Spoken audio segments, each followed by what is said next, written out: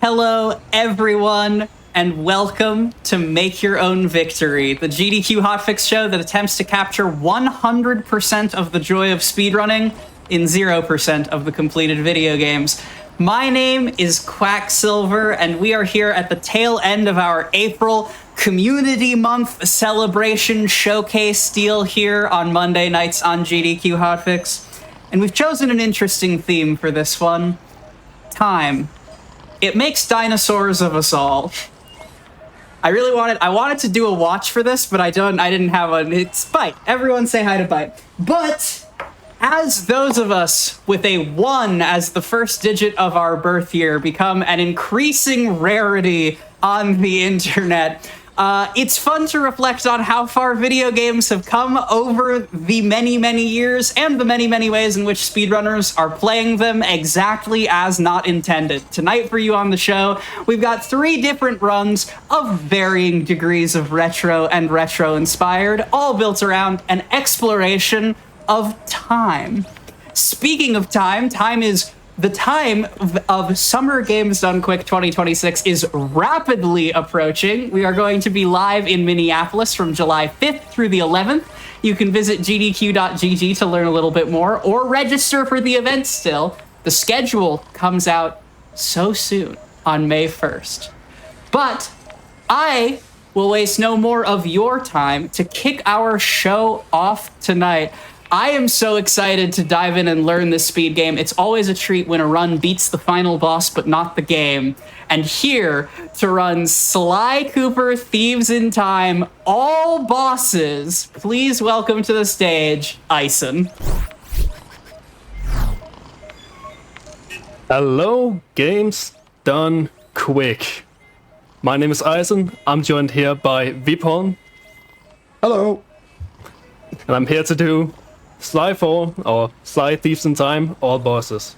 This is a New Game Plus speedrun, so it is played on a completed file, where you would traditionally start at the first boss and play through every single job in the game that features a boss fight until the boss is complete.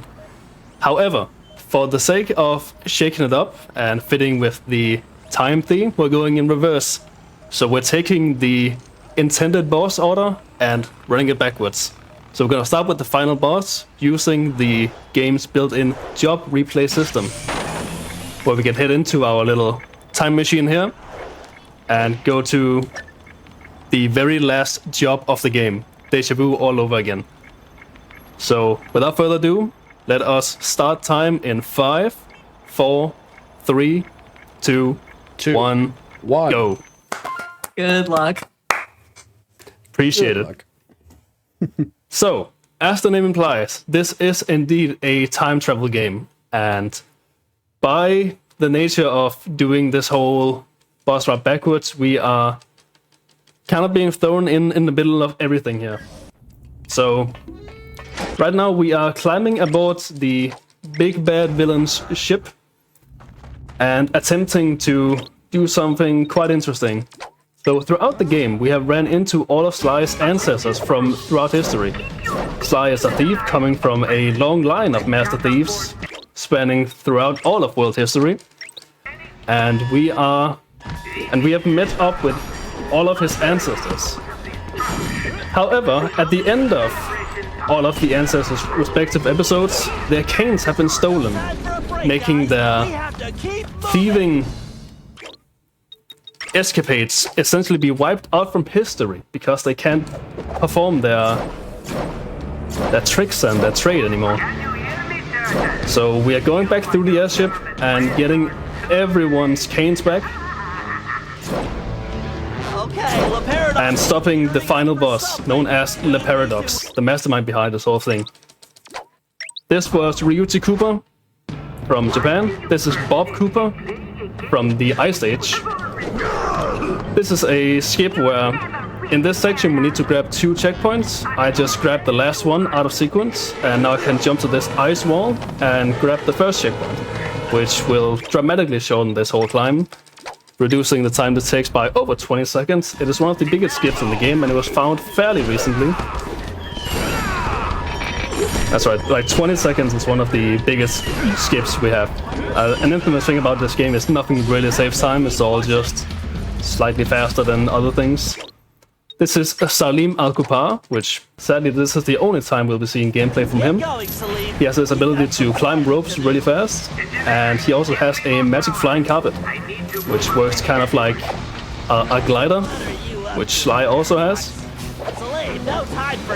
But that one's more of a regular parachute. So as you've noticed quite a bit, I have been pulling up the pause menu quite often to press this skip cinematic button. This is a exclusive feature to this game, where in previous Sly games, the original trilogy and PS2, cutscenes have notoriously been unskippable, leading to very long speedruns. Now, due to this cutscene skip feature and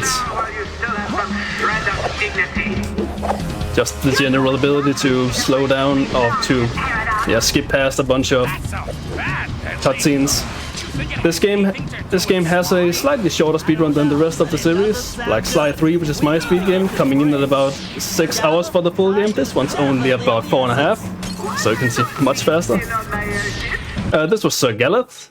His section's gone now. He is from ancient Britain, or medieval Britain, I should say. This is Tennessee Kid. Yeah. This is Tennessee Kid Cooper. We're fighting along here. This is Mary, by the way, the guy I'm controlling. Tennessee is from the old American West, and he's got a gun. He's pretty cool. I'm gonna go for a pretty precise skip here, where you can shoot this button to raise a platform, and the platform can hopefully kick you up. Nice, like that. That is nice. Not easy. Just making it look easy. It takes a little bit of setup, but it works. And here we have the most... Go on? Go ahead. Here we have the most difficult challenge a speedrun has ever seen. Simon Says, a memory game. You need to figure out that block sequence. Now you intended to use a trick that Tennessee has called the crack shot, which is like where you can slow down time and lock onto a bunch of targets and instantly shoot them, but it's just faster to shoot them normally. Greatest shot ever. Just gotta remember the sequence and shoot them in order. Now it does have some auto aim, which is quite generous, as you might be able to tell. And here we are at the final boss fight, the Paradox. Now something quite notorious about this game is that the story goes that the developers either had the choice of making like a feature-rich, detailed boss fight, or they could release a DLC for the game where you explore another of Sly's ancestors and have a nice conclusive wrapping to the story. They chose to go for the DLC, but that DLC never got made, so we got stuck with a half-baked boss fight and no DLC. So no one's winning. Add a bit of context. They were the thieves in time all along. They were. Yeah, they really were. Thank you, Sony. I'm waiting for you. To add a little bit more context to the story, the reason why the Paradox is so bent on messing with the Cooper family lineage is because Sly's father stole a giant ruby out from under him that he was planning to steal, and therefore made... No, excuse me. It was the Paradox's father that was planning to steal it. And so the Paradox here is angry that his father got made a fool of by Sly's father. Which is kind of a common theme with the big bads of this series. They all have something against Sly's family. It's all about protecting the family name. Where is that little weasel? I know it's difficult, Cooper, but try to keep up. This thing is coming apart at the seams. So you might be noticing that this boss fight is entirely a quick time event, and that I'm hitting these buttons rather fast. Well, that is because the game actually does not care if you're hitting the wrong button. You can't just kind of mash. Like, I want you to know, the whole time I'm doing this, I'm holding the controller like this. I'm just doing this. This is how you do the boss fight. It's great. Now these parts you have to hit the right button. Otherwise it won't work. There we go. That must be quite a feeling if this were actually the final, well, like actually at the end of a speedrun. Yeah, like you'll know what your final time is like a few minutes beforehand, pretty much. There is. It's right there on top of your head.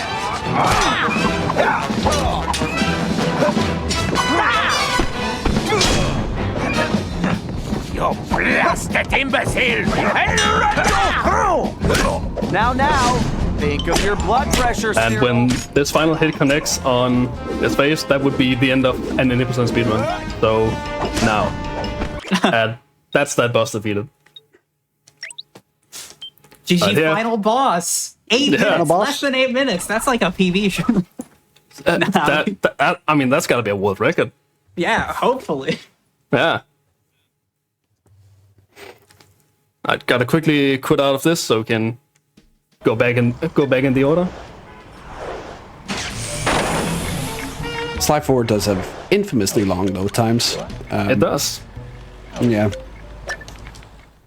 All right, next boss is Miss Decibel, who is a... How do I say this nicely? She had a big passion for music as a kid, specifically for the trumpet.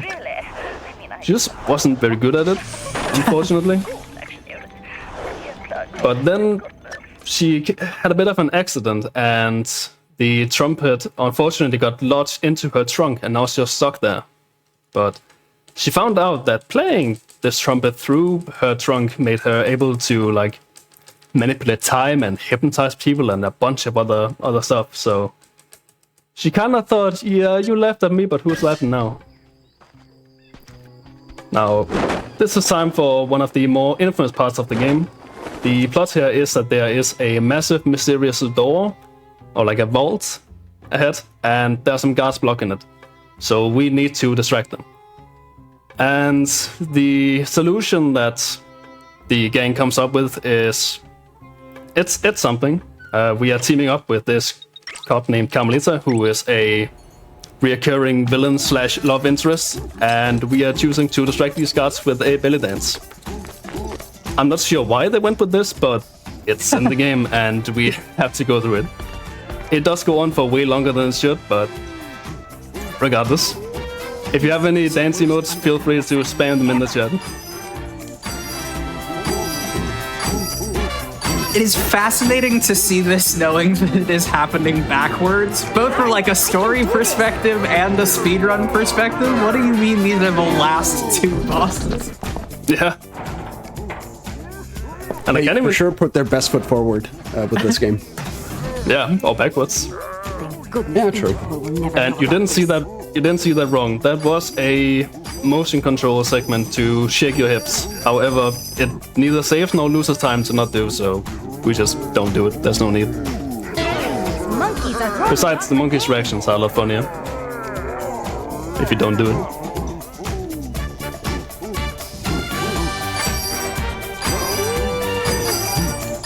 Strap in. It goes on for quite a while. I'm so ready. So speaking of PVs, actually, because you have been taking down your time in this category for a little while now. Why all bosses, or what in addition to all bosses is making you grind this down? It's a mix of things. There's this newcomer in the community named Sly Cooper, a French runner who has taken quite an interest to this category, and I found that very inspiring and wanted to play the category for myself. Other than that, it's a condensed version of 80%. Like, it's all of the highlights of the game condensed into one run. Well, highlights right now is quite debatable, but regardless. Also, it's a New Game Plus category, so you actually get some more tools in the repertoire to work with. Like, we wouldn't have access to a bunch of stuff we'll see later and that we already have seen in a normal run through. And this is just like a cool new way to experience the whole game. So another common way of speedrunning the Sly games is playing individual episodes. So the games are typically comprised of episodes. Like this game has 5 episodes, and then the epilogue you just saw me play. Sly 3 has 6.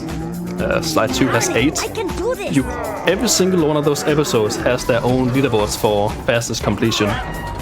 They're about like an hour and change each, and this is also about that long. So, like, it's just another like category you can do, because doing a whole 80% run of this game takes about 4 or 5 hours. Which, you know, after a long day at the office, you might not be as up to as a couple hour-long runs. Besides, And this is the last we're gonna see of Salim. To make sure she is safe. All right, Salim. We couldn't have made it this far without you, but I think we can handle it from here. You've definitely earned your retirement. Go enjoy it. And the belly dancing. Thank you. I will. He will.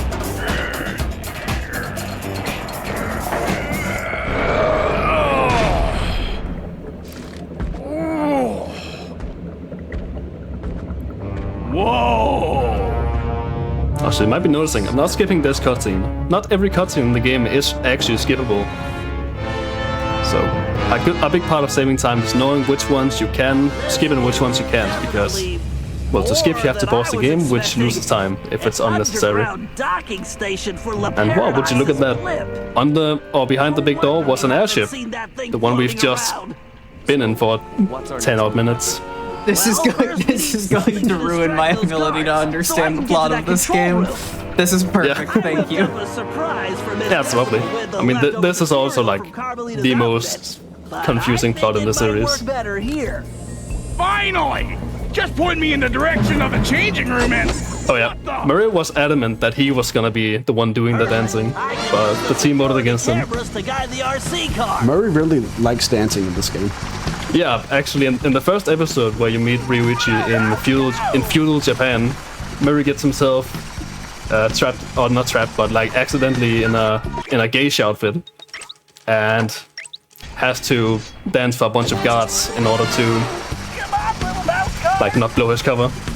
And like it's great. He really gets into it. There's fireworks, there's lights. It's great. Hold it right there! There were for sure some choices made with the direction they took the characters in this iteration. For sure. For sure. It's okay, we'll see the payoff in Sly 5 any day. Any day. Yep. We're counting. I heard it's coming out soon. Just around the corner. Yeah, just around the corner. This is Bentley's remote controlled car. You just saw me using it while it was disguised as a rat to not arouse attention. For some reason they let us put on this rat disguise in this vent where there's no one to look at us. However, there's actually speed tech with it that was also found fairly recently. You can use this boost that has a fairly limited gauge. However, if you put on the rat disguise while the boost is going, we'll preserve that speed and just be able to carry it, which is very handy. It does have the downside that it basically has no like hitbox of its own, the disguise. So if we hit one of these like vials on the ground or like any obstacles, we will just be fully stopped instead of going through like we would on a normal car. There it is! Time to shut it down! Also, there's a lovely thing where if you swap between the disguises and not disguising while like and on the same frame you take damage, your game will crash. So that's great. Oh! Yeah. And hey, what's a game in 2013 without some motion controls? So here's a hacking minigame where we gotta tilt the PlayStation 3 controller to maneuver this spark throughout the grid. Yes. Yeah, I don't think you can more precisely date a video game than motion control hacking minigame. Yeah, it's great. This game has a lot of motion controls in it. Like there's a magnet fishing minigame where you're like dangling a magnet above a lake to pull up fish for some reason, and you control that magnet with a with motion controls. That's great. Alright, here's another fairly new piece of tech discovered.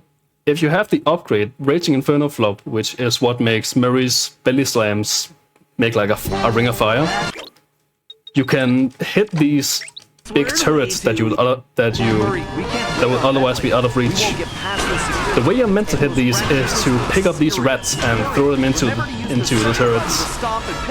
But this move can just reach them. You stand in the right spot. Here we go. Come on. You also can't be too close to the projectile shoots out because you will die from it.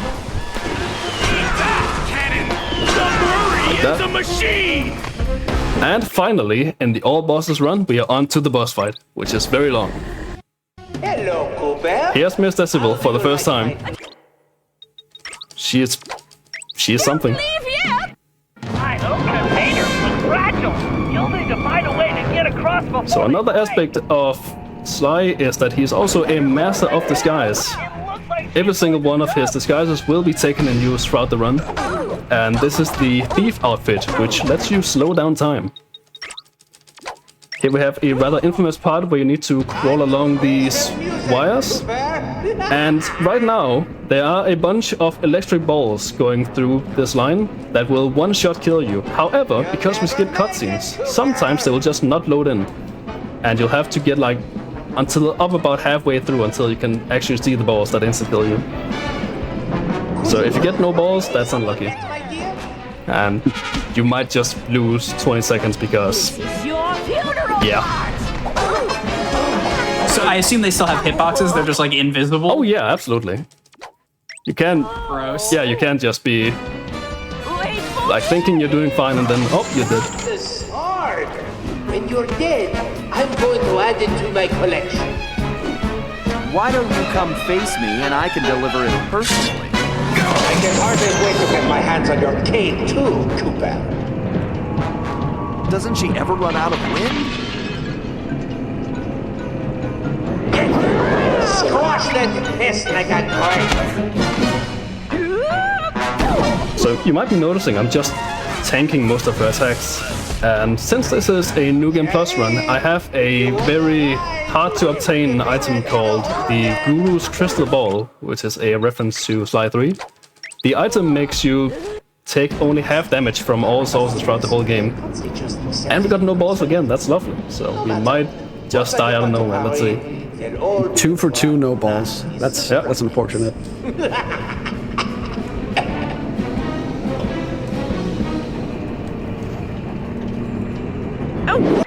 And we made it. Nah, we win these. We win those. We do this. Alright, so now on to... balls is random, correct? Yep, completely unbreakable. Alright, here we have the actual boss fight. We gotta wait for her to do this triple stomp move, and then we can smack her a couple times to enrage her and make her charge into these pylons. When all 3 pylons have been charged into, the boss fight will be over. So I'm kind of getting close to her to bait out attacks, so the fight can move on a bit faster.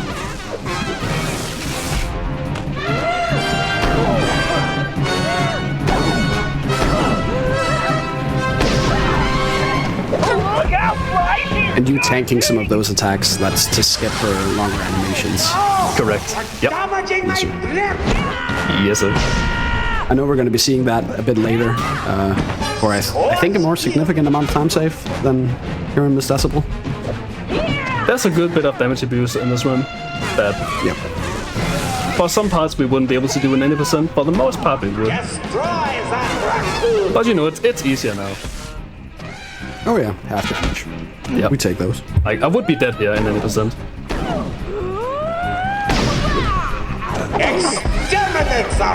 She might be a bit too far away for this pylon. No, it works. Nice.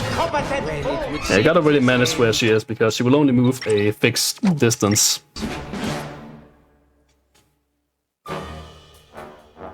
Alright, now we're going even further back in time to medieval England, where, spoiler alert if you haven't played this game, the bad guy is a character called Penelope, who we recruited in Sly 3. In that game, she was a tournament organizer for a dogfighting competition in the Netherlands. Who was like disguised as this like old gruff and tough pilot dude called the Black Baron. So she tried to kill Sly in the tournament, and then she was like, "Okay, I'll be good, I swear." And she joined the team. She helped her out. She helped us out in the rest of that game. Then she disappears at the beginning of Sly 4, and then she comes back. Oh no, she's still evil. Who would have thought? And it's one of those fantastic plot points that's mentioned at the beginning and never brought up again until the beginning of this episode. Behold, the best cutscene.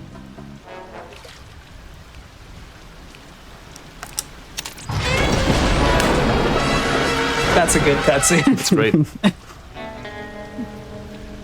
And one of the few instances of characters swimming in this series. Correct. Notoriously, almost every character takes damage from being in water, except when they don't. Yeah. Like in cutscenes. Now, Penelope is a mechanical genius, so naturally she has built herself a giant mech suit that we will be having to fight her in. Arrow, Sly!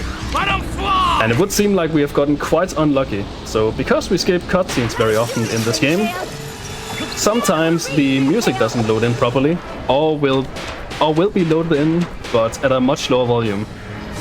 You can get very lucky, and this won't happen at all throughout your run, throughout your like 4 or 5 hour run, or you can be unlucky and it'll happen in 10 minutes, which it seems like we are approaching.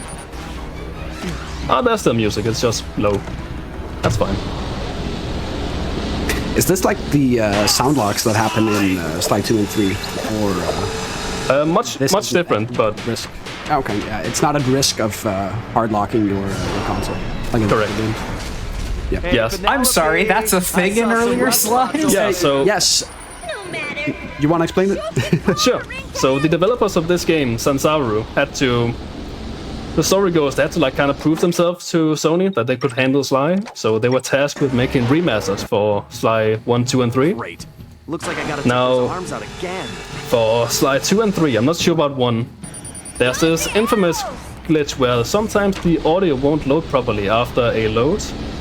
If you're lucky, and this is if you're lucky, there will be a massive amount of static after a load, and it'll just be like ear-piercing, grating, What's wrong, just Penelope? a horrible Feeling listening experience. disarmed? That's the good outcome. If you're really unlucky, there won't be any audio at all. So when the game tries to load a piece of dialogue, the characters will just kind of stand there in awe, waiting for something to happen, but it won't, and your console will lock up. Keep it up! Now, Fate would also have it that the PS3 versions that these guys developed is by far the fastest one. Now I'm getting the hang. So you'll always be at the risk of that happening. Now, both are extremely rare. I've been running Sly 3 mainly for 2 years at this point, and I've had maybe 5 sound locks. And like one of them had been at an actual good run. That design is so 2000. So we'd rather them not be there, but Looks they're like there. you've got a bad motivator. That's perhaps an understatement. Yeah. Yeah. And now we're I too would also lightly like prefer I if just the pointed instant you you out, lose Gene. button didn't happen in my speedruns. yeah. Anyway, we took down the big mech suit. Now it's time for the small mech suit. Bendy was kind of heartbroken that his sweetheart was evil. Big shock, but he put on his big boy pants, aka this mech suit, and he is coming to help his friend. You've got a real exhaust problem. And with a bit of punch and a bit of more punches, we're done. And that's Penelope. Now time for the much more difficult boss in this episode that Penelope also made, but it's not Penelope herself. Oh right, I forgot this was actually part of the run. Yeah. I thought it was only final episode bosses. It's a boss by virtue of, and I quote from my fellow mods, it has a health bar, I guess. That is what constitutes a boss in this game, according to us. That's the right energy for that. Yep. For moderation decisions. Exactly. I love that. In this game, a health bar, a boss mix.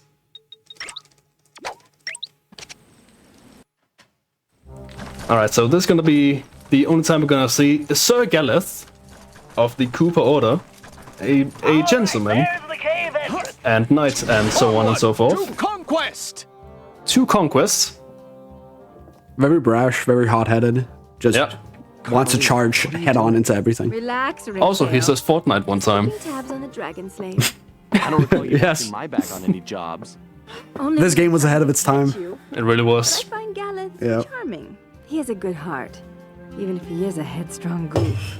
Then you better get going before Sir. So the general rule for cutscenes you can and cannot skip is if there's a loading screen right after, you can't skip cutscenes. So this one you can't skip.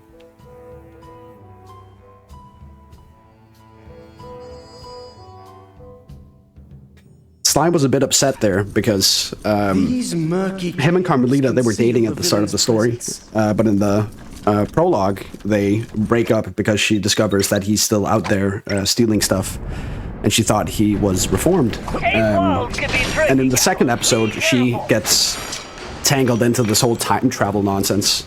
So to make Sly jealous, or to make him pay, I guess, she flirts with all of his ancestors. Next time Which, I should procure more. Yeah, obviously annoys him. The foul creature will soon feel my wrath. So this is probably the most parkour intensive section in the run. Know the valor of the Coopers. So Galeth has this very cool catapult launch technique where if he's hanging on one of these hooks, he can launch himself up really far. And any of these, like fireballs you see hanging around, will instantly kill you. And that is the climb. That went really well. Iron and steel? Now this jump is the hardest part. You can skip jumping across these heads by jumping up here. And here we come to the actual boss fight, which we fight as the one and only Carmelita. It's actually a really fun fight. You are kind of just waiting for the boss to do that, so you can shoot it, stun it, and shoot its eyes out. Yeah, this is a three-headed dragon that Penelope somehow had the materials and time and energy and everything else to build. Alongside all the other robots that are patrolling around the hub. Correct. She's been busy. Yeah, I mean, she does have infinite time, I suppose.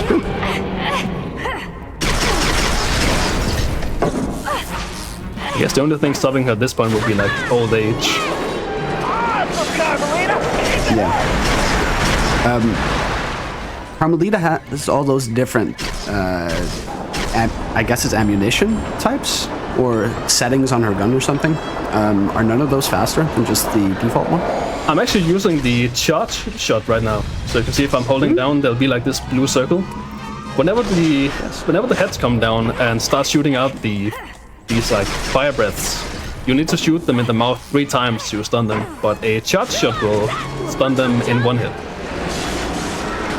Lovely.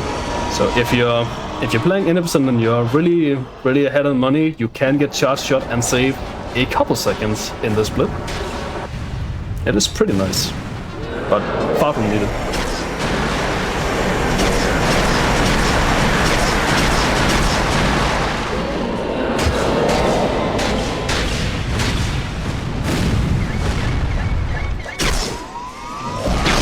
So I'm just kind of scanning for them to do their little lean forward and spitfire animation. Otherwise, I'm just trying to shoot their missiles and avoid whatever attacks they're doing. And as mentioned with the power from before, I have all the health I need. So dodging damage isn't really an issue. It's more so like these missiles they're shooting out, they'll wait to do their next attack until they're all done, or until they're all like not on screen anymore. So I have to shoot them out as fast as I can.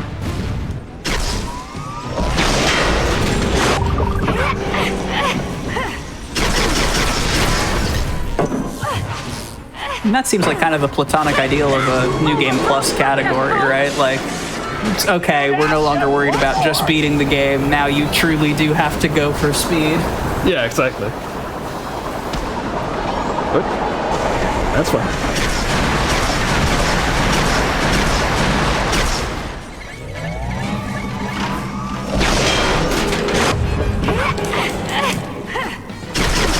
And with the last eyeball out, that would be the Mechanical Menace.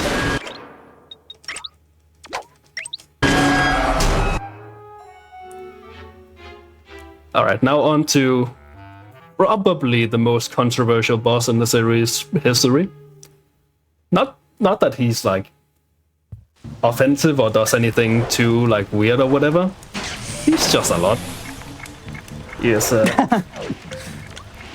He's a character. Yeah. He's a grizzly bear who is a rapper slash gangster slash painter slash figure skater who is not great at his artwork. So he was like, how do I make this more valuable? I know. I'll go back in time, make my paintings there, bury them so they'll become ancient, invaluable relics. And that's his whole scheme for traveling back to the Ice Age. Back to the Ice Age? The Ice Age. I feel like that's overshooting a little bit. If you want to, like a lost masterpiece, I don't think you have to go back that far. Well, if you're not too sure about your artistic skills, you could just like meet the standards of cave paintings. That's fair. Right, here we have this massive gate we need to get through. Luckily, this beam at the end is not solid, so we can just run through it. Okay, this is our ticket inside. Carmelita, you'll be riding with Murray. Sly, you're with Bob and myself. Carmelita, are you sure you'll be all right? Of course. Why wouldn't I be? Well, So naturally, I expect a 200-word plus-analysis synopsis from everyone in chat in my inbox by next morning. Keep me warm. Oh, gosh, I was worried there was going to be a test. I hope everyone's taking notes. Do we have to fill out the test in reverse order as well? Oh, that'd be good. Yeah, write it all backwards. Alright, here we're gonna see a lot of gameplay from Bentley, who, like, unironically, some of the best disabled characterization or like representation I've seen. Like, at the end of Sly 2, he gets in an accident that makes him lose function in his legs, and like, I would argue he only becomes like more fun to play as, a more developed character and so on ever since then. Like, he is great to play as. I'm gonna try and do what's called a bomb boost. It's a fairly precise trick where you can use one of his bombs to get launched up onto this platform. Worked out very nicely. Nice. I need to get on that. Yeah, he has this super motor-powered wheelchair that he made himself. It's got bombs, it's got explosive darts, it's got a booster, it's got everything. It's probably got cup holders as well. This maintenance fridge will rise. Looks like those vats are wind powered. I need to knock out those. So I'm fairly sure what's going on here is the Grizz is taking pterodactyl eggs and making paint out of them. Yeah. So, all right, what I just did there was, yep. I was going to say that's what my notes say at least. Yeah. Exactly. So what I tried to do there was, there's a trick where if you pause the game on the same frame that you start this hack, you will both pause the game and load the hack at the same time. What that will do is it will make the game not load in the audio, which will make it entirely quiet, but this little exit animation from right here will not play, which saves about 3 seconds. That's pretty cool. But it's no big deal to not get it. We've seen Spark Runner, as that hack is called, twice at this point. Do we get to see any of the other hacks that are in the game? We get to see the greatest one called Alter Ego, which is just an auto-scroller. Yep.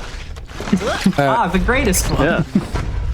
In the first, or not in the first, in Sly 2 and Sly 3, there are hacking minigames where you control this little tank, this little digital tank that's basically a twin-stick shooter, a 2D twin-stick shooter.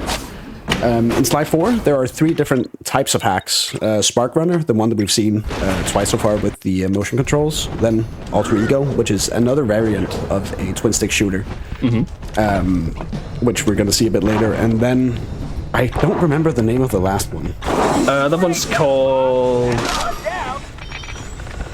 I don't remember. Yeah, yes. Anyways, it's more so the traditional one that we remember from Sly 2. Yeah. So this is the Bob gameplay you're gonna see for this run. I'm skipping most of this like wall climbing bit by jumping up on the walls and just like jumping around the intended area. It is pretty cool. And also fairly precise.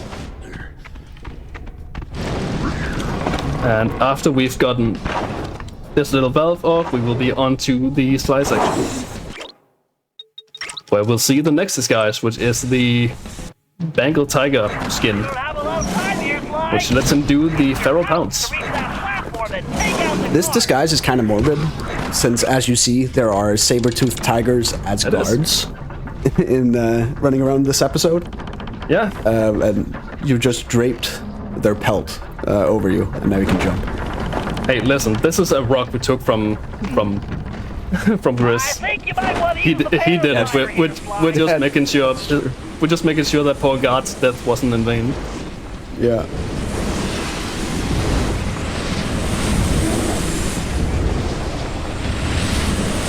So you might be thinking, and you would be right to think that, oh boy, this job has gone on for a while. This whole indoor prehistoric section that has a computer for some reason. But fret not, we are on to the boss fight versus the Grizz now. However, we are halfway through the job. This boss fight is extremely long. Here he is, the Grizz. He's fantastic. Just the best dialogue you've seen. Here comes the Grizz! Here comes the Grizz. We're gonna be hearing that quite a bit. He sure is. You're never catching the G-Train. I love how in the, at least in the Danish dub, they chose to rename this character to just Bear. Yeah. So the Danish dubs of these games notoriously haven't renamed any characters ever. However, they chose that the Grizz simply could not be called the Grizz. He is Bear. And here we have the second dance minigame of the run. We're in a figure skating competition versus the Grizz, and beating him in this is good, I guess. Again, if you got dance emotes, fire away. We're scrolling in the reverse direction of the previous dancing minigame. Why did they make a left-right scrolling rhythm game and a right-left? Like, it's probably not that much more work. Hey, we don't ask questions, we just dance. Yep. Okay. Yeah, we're beating down Grizz not just physically but also spiritually or emotionally, because it's his big dream. It's his big dream to be a professional figure skater, as is mentioned in the cutscene that we skipped. Yeah, we're unfortunately missing a lot of cutscenes. Yeah, here's a lot of Here Comes the Grizz. He sure is on his way. He's a happy guy. He also, not for nothing, seems really good at the figure skating thing. Oh, yeah. Like, I don't know why we're doing the time-traveling art Lost Relics thing. If, just go be a figure skater. Yeah, so the thing about him and figure skating is he's kind of secretive about it. So, like, this whole time he's been portraying himself as, you know, like, he's the gangster, the street artist, the cool guy. No, he's been painting all of these walls that he's hiding behind. But in the cutscene that we just skipped before this fight, he's like, yeah, that's all cool, but my real passion is skating. So he took this medallion that he's been wearing around his neck the whole time, you can see, is now missing, and strapped it to his boots and started skating. Let's see if That's where his heart really lies. So this is kind of him finally showing the prehistoric world, I guess, what he really can do. you try and keep up, big stuff. Sly and the rest of the gang, they're watching on this. Like, they're watching this currently, like, behind a ice wall or something. So I guess they do have a bit of an audience, at least. Correct.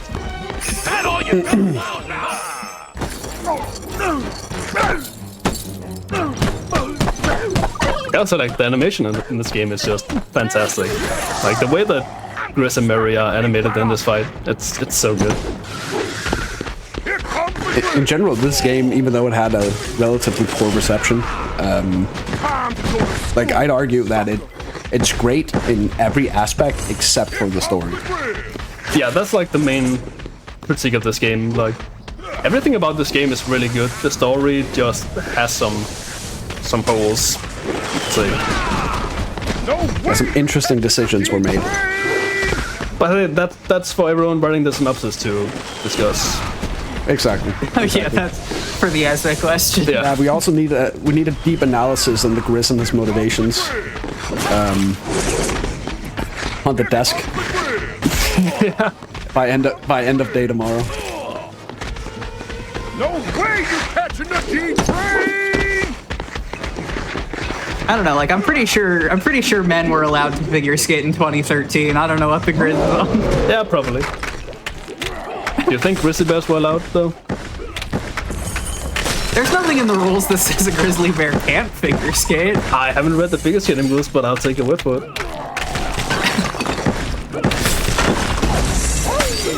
I'm just saying, it was a good Olympics year for figure skating anyway. At least in the US, we had a loop. But like, if we had also fielded a grizzly bear, I think that would have been spectacular. I mean, that would have done numbers.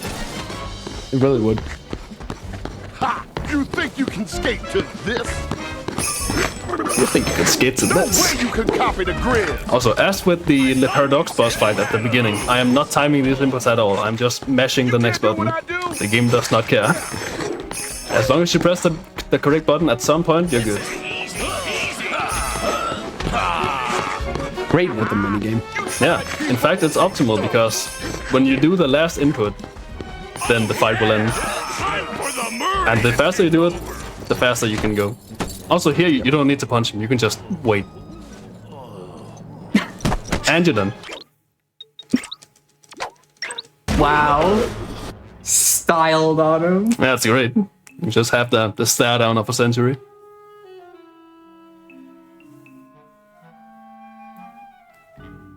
Murray just tells him, you're done. Yeah. And now we're traveling forward in time to...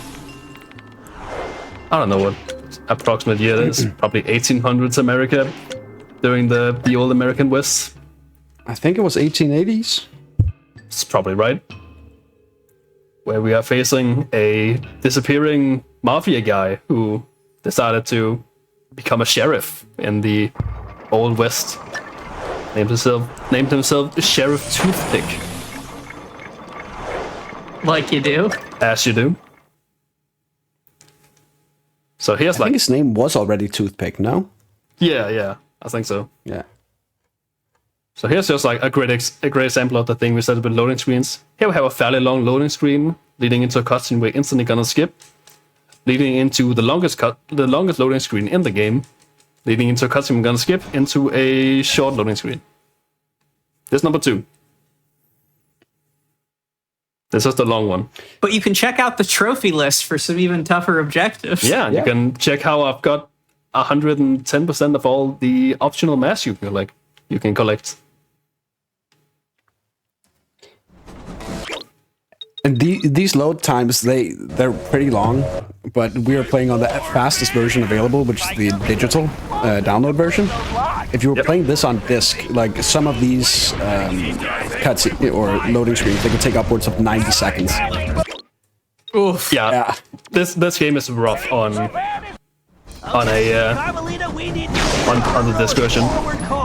Not to mention, I've also replaced the PlayStation 3's built-in hard disk with an SSD, so the loading screens are even faster than they would be.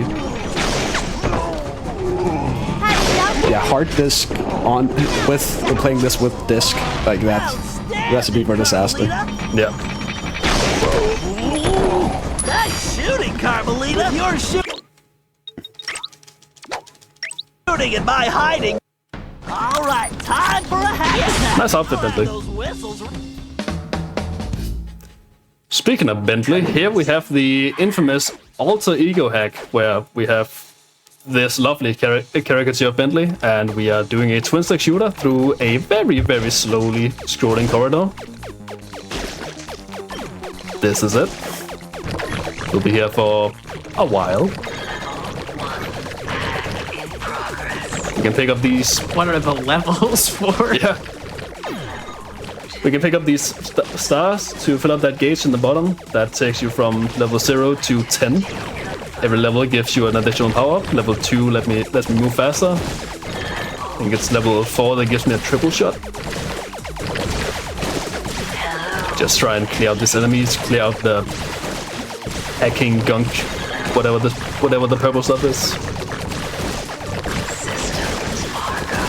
I'm sure any IT professionals in chat can tell us about the hacking gunk that you all face when you code. Yeah, you can tell the bad code because it's purple. Yeah, exactly.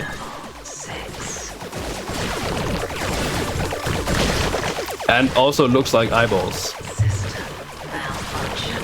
Yeah, that's usually a pretty bad sign. Yeah. If your code's staring back at you, you got a problem.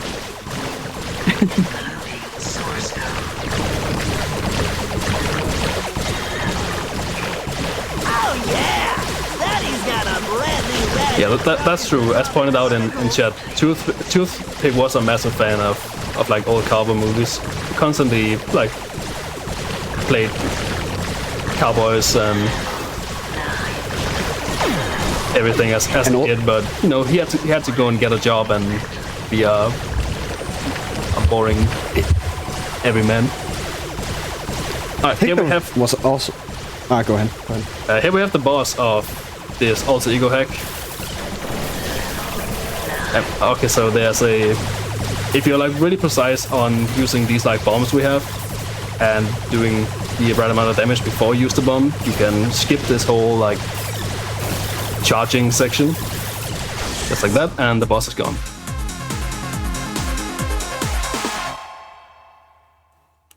Alright, and you were saying?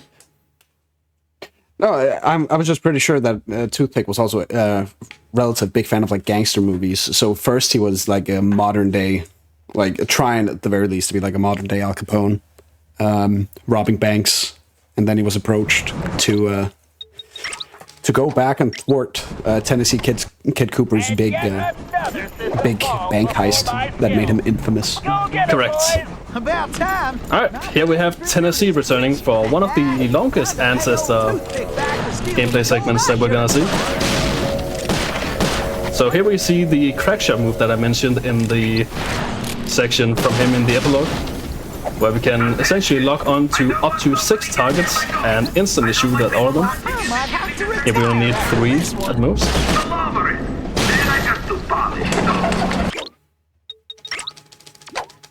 Faster, Murray! Great! Keep moving forward, Tennessee! He's pretty nice. He is one of my favorite ancestors. I don't really have any that I dislike. They all have their strengths. Gonna be my biggest yet. Tennessee specifically, he's incredibly, I guess charming is the word, but he's endearing. Yeah. It's a well-written character. Yes, very much so. You also have one of the biggest like redesigns going from the previous game to this one, because we never really saw these guys as they really looked, but we saw how they were depicted in the Cooper's family book called the Thieves Raccoonus. So like, he looked a lot older in those books. His like full-on rifle that you can see him have here was instead like a pistol. Or like a revolver with the signature Cooper hook on the end. Time to pay And it's a full-on rifle. He is like mid-20s, early 30s maybe. I think it's a really solid design. Oh, it really is. Again, like the character design in this game, it's really well done. Yeah. Alright, and here we have Toothpick. The guy we've been gassing up for going on 5-6 minutes. Watch those lasers fly! Why does everyone use lasers?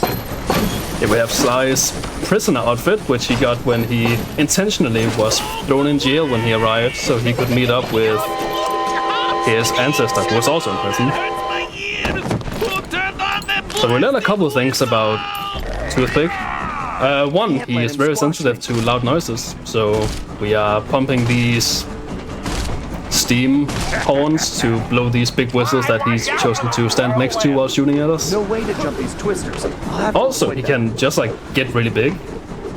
It's not really explained why, but he can just become large. Yeah, he can just do that. He can just do that. Don't worry about it. Yeah. So we gotta dodge these typhoons and then push him into the furnace, so he'll finally be stunned and can take some beating. Which does lead me onto another point. Sly 4 saw kind of like a switch up in design philosophy around bosses, where in Sly 2 and 3, bosses were a lot more of like just like a fight. Just like you versus someone else, throwing punches, struggling, seeing who goes down first.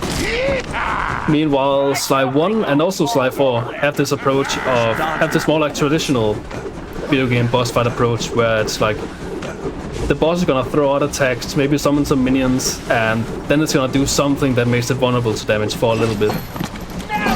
So it's kind of like more of a traditional boss fight style, what we see in this game compared to the two other ones. I wouldn't really say I prefer one over the other, but it's nice to have both, I would say. Let's see how you like my bang bang boom dynamite! Yeah, this series really has a bit of everything in it. It does.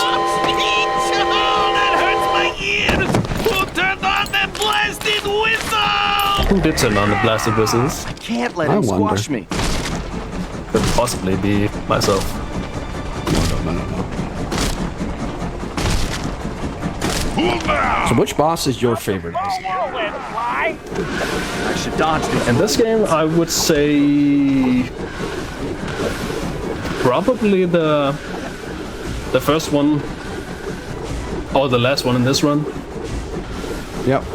Who we are gonna see not as the next one, but the one after the next one. And that's Toothpick. Nice. But before we head back to episode 1 and the air quotes final boss, we're gonna be seeing a very, very special fight. One that, if you played this game, you probably don't remember. But it's a boss by our very scientific definition. Yeah, I'm sitting here thinking like where you're going right now. I have no idea, genuinely. Yep. So this is the job called Grand Key Larceny, where the objective is to get 3 keys by doing different like tournaments in this cowboy town. One of the keys, which is the first one you get, is by beating the town's top boxer called Wildman. And Wildman is quite the formidable opponent, so we will need to beat him in boxing. However, before we do that, we gotta take out 20 of his henchmen, who are these coyotes. They're quite cool. What I just did there is you can buffer Murray's little binoculum, which is like some spy goggles they have. It lets you skip the 3-second countdown that would be in this section. It's like a nice little piece of time save. It's not too big of a deal. Speaking of the binoculum, I love how Murray has the little figure of his Dreamtime Master, the Guru. Yeah. There. It's a nice callback to Sly 3. We love the Guru. He's an Aboriginal, Australian Aboriginal from Sly 3 who Murray learned under for a while. Here you can see the charm again in the top left. And it's gone. Here's Wildman. We're fighting Wildman. Ooh, we're fighting Wildman. And Wildman's down. I did see the health bar. There was a health bar. It passes the test. Yep, it's a boss. I do have a question. Oh, why do we not count the alter ego final bosses in this category? Because we want the run to be somewhat fun. Understandable. Understandable. I suspected that might be the answer. Yeah, same. I was thinking the same. I just wanted clarification. You gotta work with me. There's like 5 or 6 of the bastards. Oh, come on. You don't want to add 5 or 6 auto-scrollers into this? I'm fine with the one. Very understandable. One seems good. We understand the concept. Yep. All right, here we are One in and done. feudal Japan for the air quotes final boss. Appropriately named El Jefe, or the boss in Spanish. Maybe the game was meant to be run reverse boss. Maybe order. it I don't is. know. Maybe it Everything is. you've presented to me suggests that this is the optimal way to fight the bosses. It would seem so. So this job is actually one of the most difficult to play optimally. It has like a lot of frame perfect tricks in it. The first one we're gonna see, hopefully, is called a ICSS, or an instant cutscene skip. Okay, Sly. What this is to open these dragon gates, we're gonna be putting on a samurai outfit and deflecting these fireballs that get shot out. After you deflect the second one, a cutscene will play. However, if you pause the game on the very frame that the fireball hits the dragon mouth, you can skip that cutscene, which saves like maybe 15 seconds. So starting here is quite nice in the run, so you can reset if you miss it. But let's see if it works out. When I paused the game, I wanted to say skip cinematic. Nice. Got Very it. nice. Nicely done. A lot of runners turn the camera to like look at the fireball going into the dragon mouth, but I've learned to go by audio. There's Ryuichi Cooper. He is one of my favorites as well. He has some of the coolest movement in the game, but we will see that in a bit. In general, this entire final mission for the first episode here, it's just really good. Yeah, very much so. As mentioned before, they really had their best foot forward when it came to this game in terms of boss fights and content. Yeah. All right, let's head on to the arena. Oh, there's a giant airship. I wonder what that's about. Hang on, frantically scrolling in my notes. Here's the geisha outfit I mentioned Murray was in. Yeah, he doesn't take that off. No, he's had like a 5 job break to take it off, but he's elected to keep it on, which I can do nothing but respect. Yeah, he does look good. He wears it well. A little detail that I really enjoy is how they updated his icon in the top left on the health bar.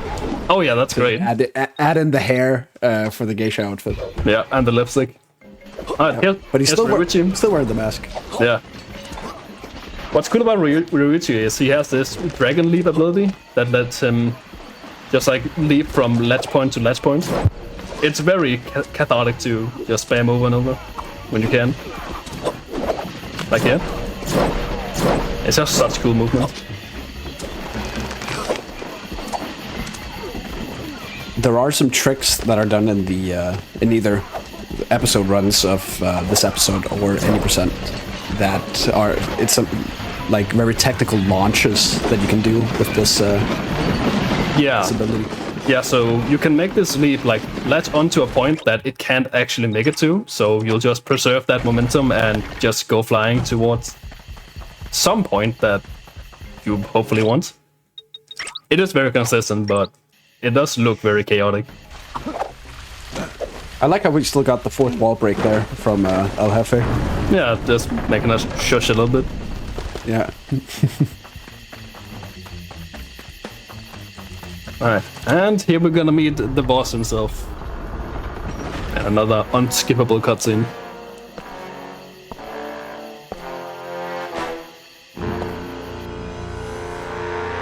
Very kind of the run in normal order, at least. Oh, wait, hold up. What do you think of my statue? Pigeon, I like this guy. Yeah, he's like a real good final pigeon boss. well.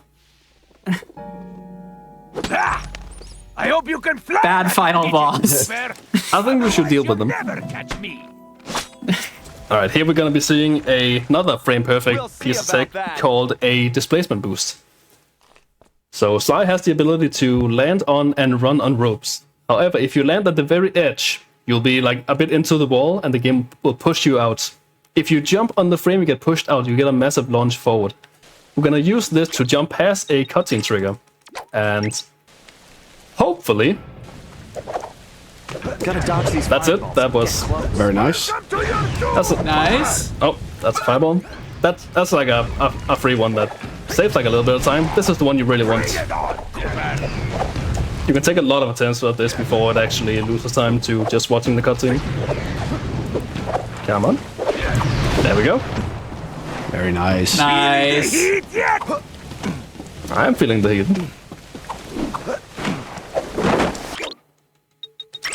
Alright, I want you all to pay attention to Sly's face when this next animation plays. It's great.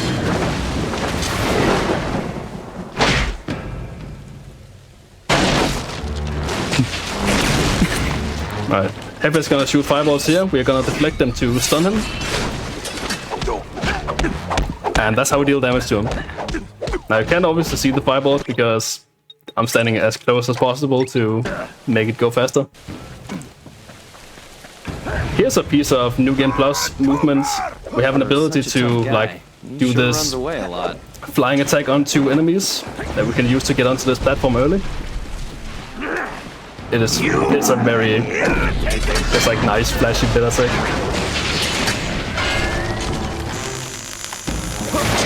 And here's the face again. We're using this to skip very long attack animations. So that's just, that's like the bonus. The main part is looking at Sly's face. Here I'm deflecting the fireball from further away so we can actually interrupt him while he's doing a longer attack and we can skip multiple.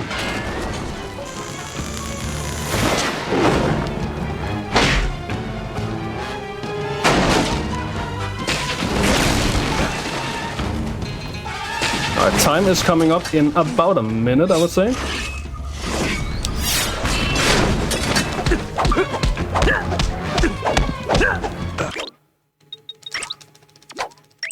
Maybe a bit less. Alright, for the last section, you saw me do like 2 phases of fighting him just before. You got no chance. Now, if you frame perfectly, once again, deflect the fireball that he shoots out, you can actually get all of the hits you need in here Won't you quit? and skip a second phase. It's something I very rarely get, but you know it's possible. So let's see.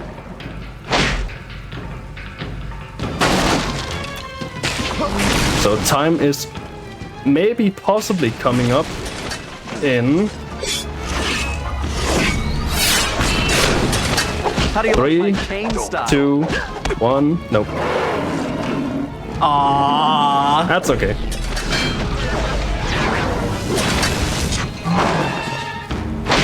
You had me believing there. Yeah. I'm still curious. The pace is looking really good. I know you've been grinding it out, so maybe I missed a PB or then. What's your PB right now? Now I can say for sure time is coming up in 3, 2, 1, time. Very nice.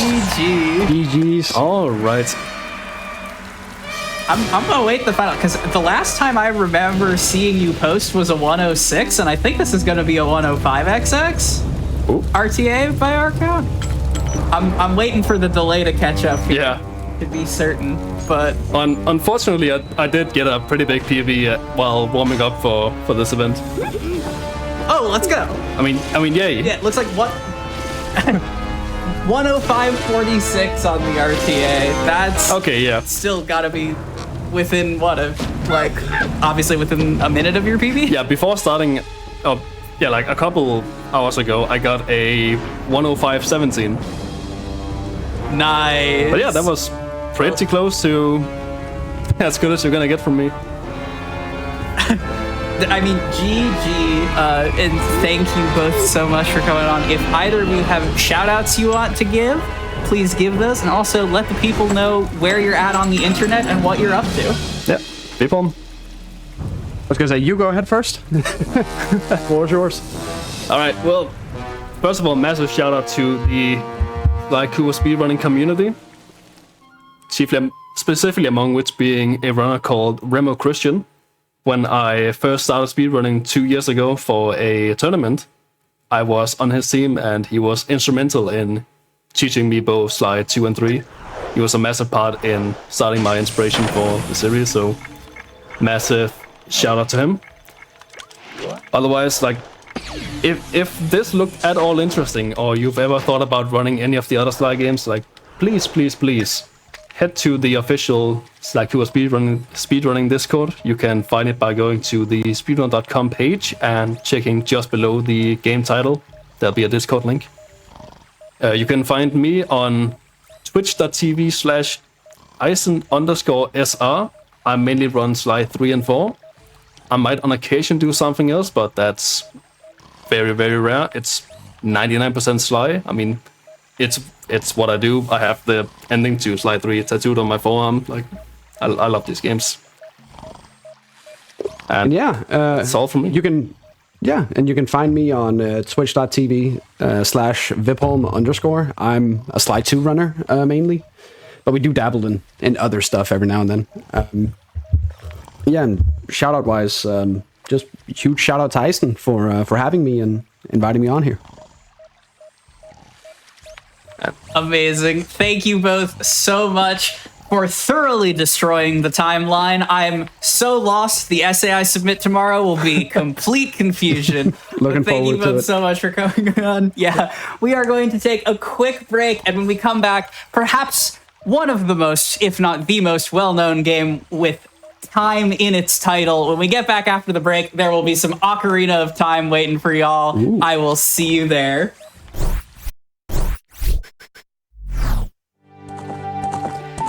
Hello, everyone, and welcome back to Make Your Own Victory, the GDQ Hotfix show that attempts to capture 100% of the joy of speedrunning in 0% of the completed video games.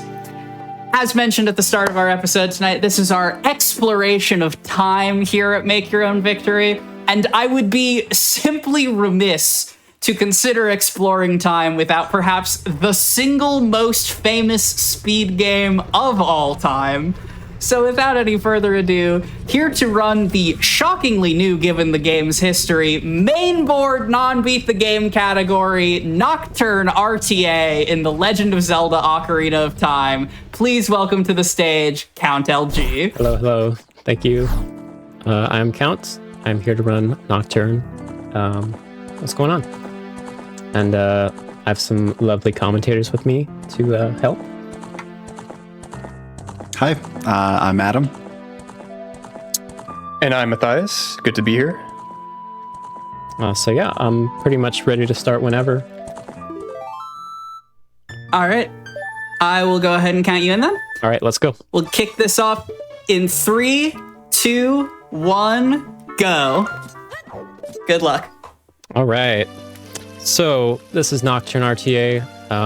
The goal of the category is basically just to get the Nocturne of Shadow from Kakariko Village. That's the song that she teaches you that lets you get into the Shadow Temple normally. So the way that you normally get the Nocturne of Shadow is just by completing Forest, Fire, and Water Temple. And so that's basically going to be the focus of the run, is beating those 3 dungeons and then being able to trigger the cutscene and get the song. And so only those 3 dungeons, not any other dungeons. Right. So there are a bunch of different ways that you can get the Nocturne of Shadow outside of beating those dungeons through like other kinds of glitches. notably reverse bottle adventure or SRM, stuff like that. You can also wrong warp into the cutscene and basically skip all of the requirements normally to be able to get it. And so this category actually imposes a couple of restrictions on like how you're allowed to get it, to try to make the like completing the dungeons sort of the focus of the category, because that's kind of like what makes it more interesting, is having to beat those 3 dungeons instead of just you know, using a glitch to get the song, basically.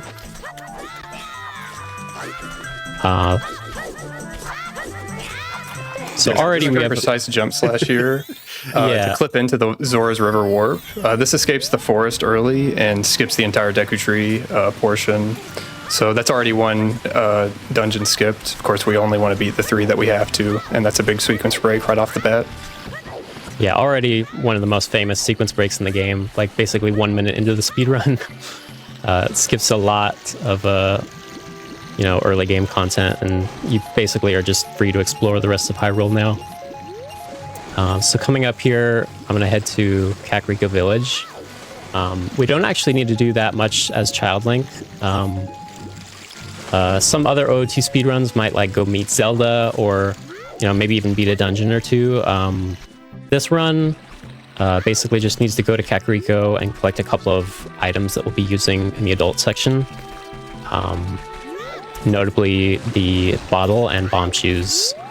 Those items are especially broken when it comes to OOT speedruns and like open up the game quite a bit. Yeah. So here I'm doing what's called a forward water extended super slide to skip this L trigger. Basically, ESS position, extended super slide position, is when you're holding like a very slight position on the analog stick right outside the dead zone. Right outside the dead zone of the control stick. And it's basically when Link's like trying to turn in place, like shuffling his feet. And in that state, it's not really assigned like a proper speed value. So it kind of just retains whatever speed you already have.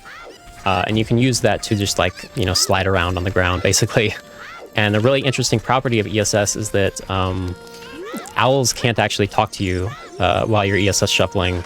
So you can use that to just like get right past the owl trigger that would normally talk to you and have a little cutscene outside Kakariko. It basically just saves a couple of seconds. All right, so now we're just collecting cuckoos here to get the bottle. There's a couple bottles in the game that you can get. This is just like the most convenient bottle usually, because it's like right at the beginning of the game. There's no real other requirements to get it. You can just collect cuckoos, which only takes a couple minutes. Yeah, these cuckoos are highly RNG based. There's a few things we can do to kind of manipulate them in our favor, though. Once you throw a cuckoo, it kind of hops in place for a few seconds, and then it starts running. And when it runs directly away from Link. So Count is moving in kind of a specific way to try to maneuver those cuckoos as close to the pin as possible to collect them quickly at the end. Yeah, so when a cuckoo starts running away from you, it actually runs in the direction it's facing for like a split second, and then it starts moving directly away from Link. So yeah, you can kind of use your own position to corral them toward the pen to make them run in faster. So then you only have to, you know, pick them up and throw them in, and you can get it done pretty quickly. We're almost done here. Oops, there we go. All right, so now we have the bottle, and we're gonna go enter bottom of the well with another classic kind of sequence break glitch. This is called a Navi dive, where you can just use talking to Navi to sink right through the water here. Just like that. And then you can get into bottom of the well without Song of Storms. So the reason we're in bottom of the well, as I said earlier, is just to get Bomb Chew. Having explosives early just, you know, opens up the game quite a bit. The way you get Bomb Chew, there are a couple of different methods. I'm going to be doing something called Skull Shell Push right here, which is a pretty tough trick. There's a lot of frame perfect inputs, so I'm just going to focus on this for a sec.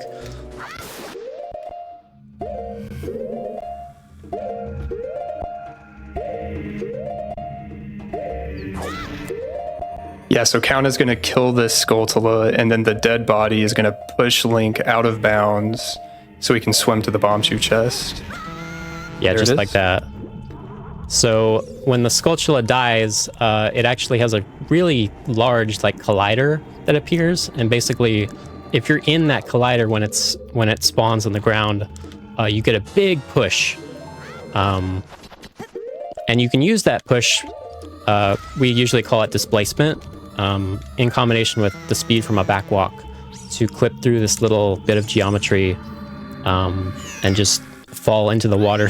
So there's a lot happening there. The reason I was able to hit water there at all is because in OOT, water extends infinitely downwards. That's just true of like all water boxes in the game. So anytime there's like water placed for like a path or something, like, you know, the paths where there's water in the bottom of the well, all of that water is just extending infinitely downwards.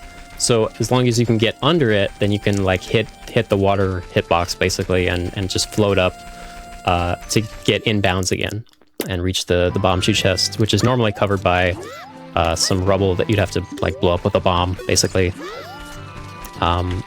You'll see right after I got the Bombchu, I used a trick to clip through the vines there. As Child Link, on the first frame that you grab vines, if you take damage, you'll just clip right through them. So that's called a vine clip. Whoops. Okay, so right there, that was a cool little trick to get up on the bridge, even though it's nighttime. Basically, if you don't look at the bridge and keep it like off screen, unloaded, the position of the drawbridge chains doesn't actually update. So you can kind of just keep them on the ground, basically, even though they're supposed to be up. And then the second you load the bridge again by like zooming out the camera, they'll like snap to their intended position and just warp you right up. It's really cool. So now I have the Hylian shield, bottle, Bombchu, and we're already ready to go adult. No beating any dungeons as child or anything like that. Already going adult Link. So here's another very famous sequence break I'm sure many of you are familiar with. This is Door of Time Skip. This is a really old one. It's discovered in like 2008, I think. A very classic trick. So we can just use a backwards side hop there to clip out of bounds and then retarget the side of the Door of Time, which kind of like redirects your momentum into the door and lets you land on the other side in bounds. So yeah, that's a really cool one.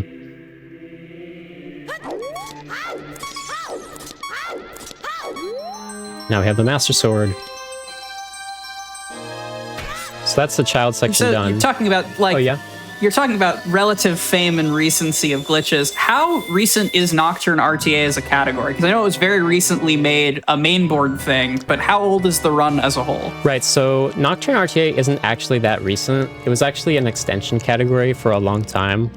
I think people did the first runs of Nocturne somewhere in like 2017 or maybe even before that. Back then it used to be called Nocturne RTA No RBA. Just had that in the title of the category. But as far as like why it's a main category now, we actually held a little like feedback survey in the OOT community.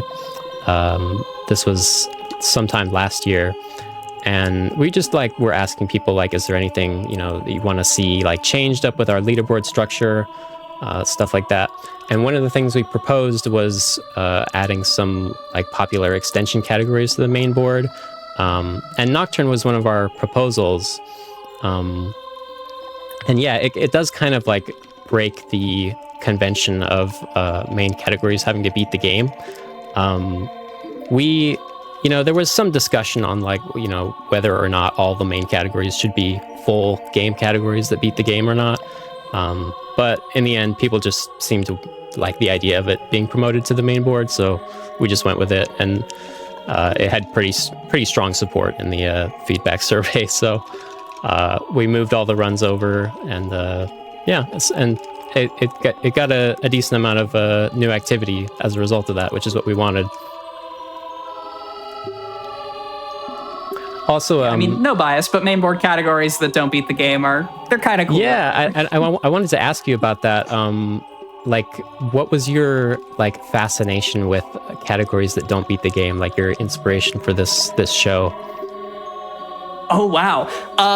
I have had cause to say before that I am only a speedrunner because of the rather hilariously named Super Mario Odyssey nipple percent. Which, if you're not familiar, is the speedrun to just make Mario take off his overalls in SMO.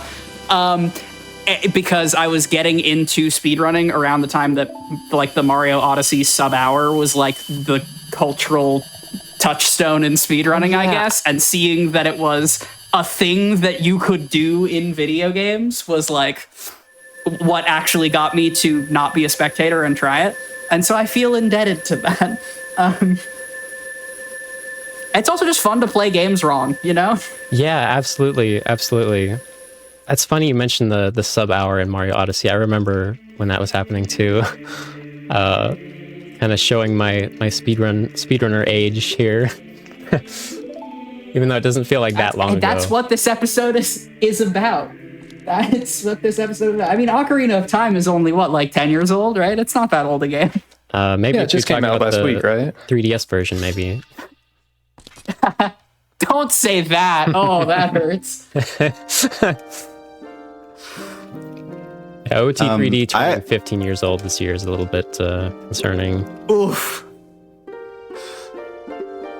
I honestly think some of our most what would you say fan favorite categories in OOT are not full game categories. We have obviously Nocturne is pretty popular, and it's a great beginner recommendation, which is one of the reasons also it had a lot of support for going on the main boards.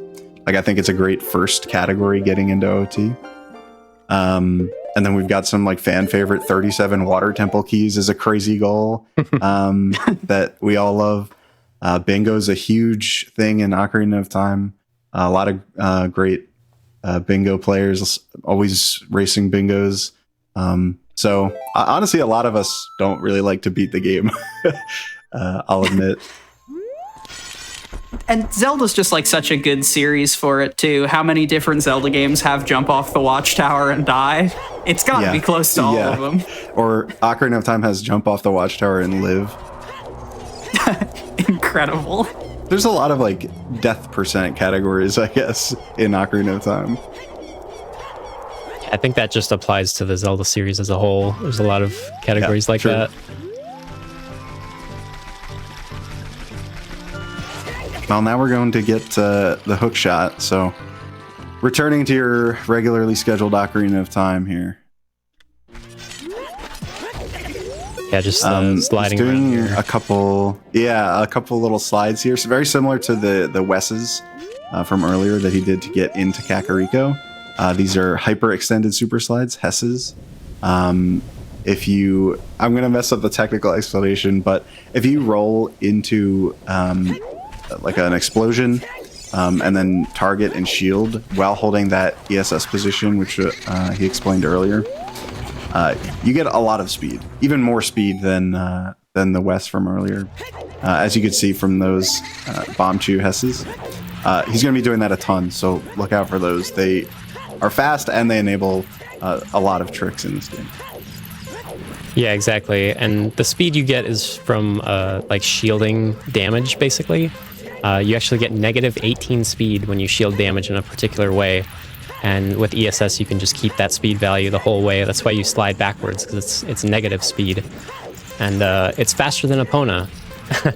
So it's basically the best way to get around if you have to travel a large distance. You'll notice I'm not doing it in the Dampe race, which might seem kind of counterintuitive. That seemed pretty long. Probably should have done a Hess there. But when you Hess through Dampe race, Dampe's movement actually gets really messed up. He starts slowing down and going through walls and stuff. It's really bizarre, but basically his pathing doesn't like the the high negative speed that you get, basically. So you actually have to just kind of move through there normally to keep Dampe moving, because he's the one who opens all the doors for you to let you get to the end.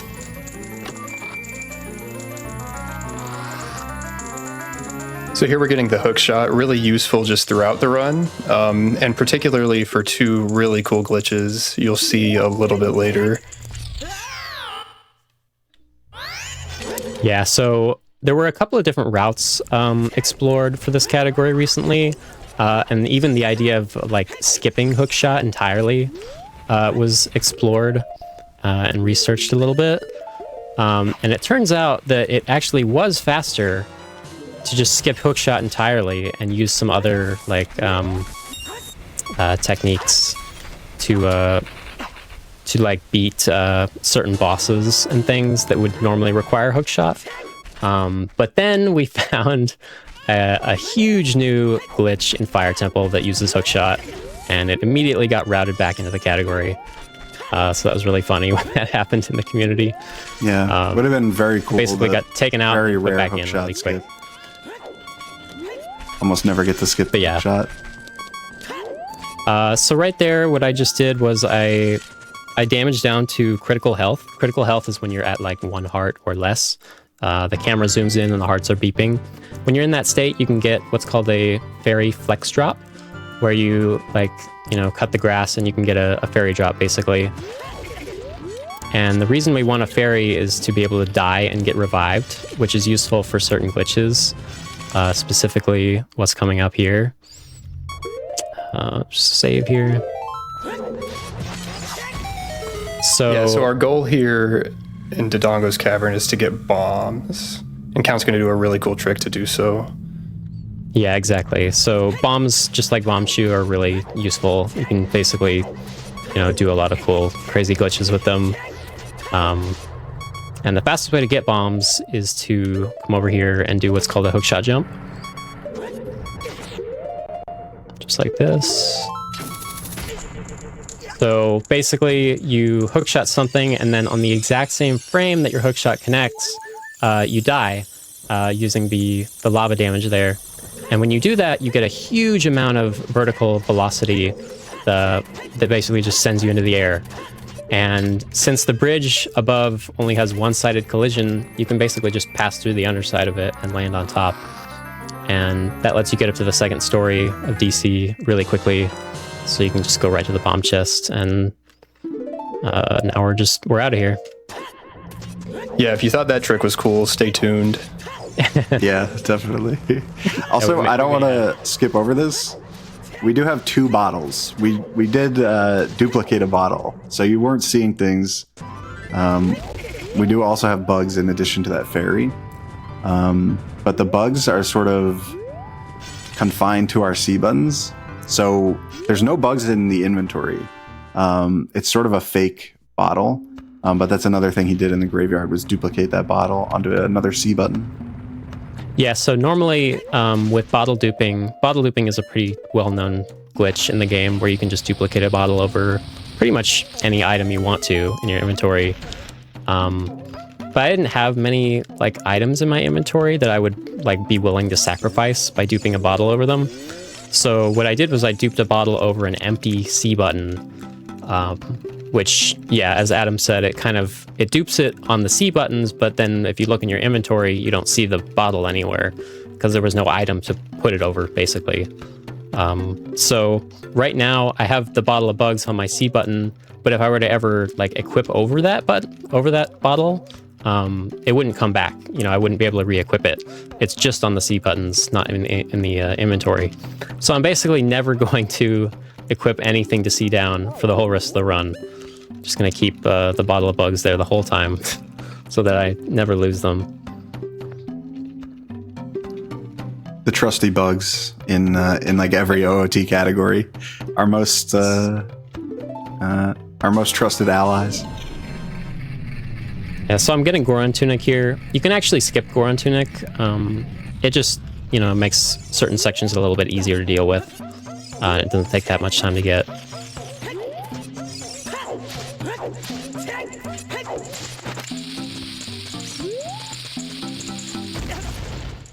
can already see bombs becoming useful. I can do a little clip there to get behind the statue. It just saves a little bit of time. And finally, fastest way to get the Nocturne of Shadow is to first get the Bolero Fire. So I'm going to do that right now. Yeah, so Count has ISG here, which we can explain shortly. And he used that to step back on the bridge, perform a kind of a glitchy ledge grab on the edge of the bridge, and then drop right as Sheik's cutscene began. And Link voided out as the cutscene was playing, and that skips the cutscene while still obtaining the Bolero. Yeah, so a lot of cutscene triggers work in an interesting way in this game. Like especially the ones that give you songs. A lot of the time when you enter a cutscene that's going to give you a song, you actually get the song on like the very first frame of the cutscene. Like it doesn't really wait to give you the song. So what that means is that if you find a way to interrupt that cutscene, you'll basically already have the song and be able to skip the cutscene entirely.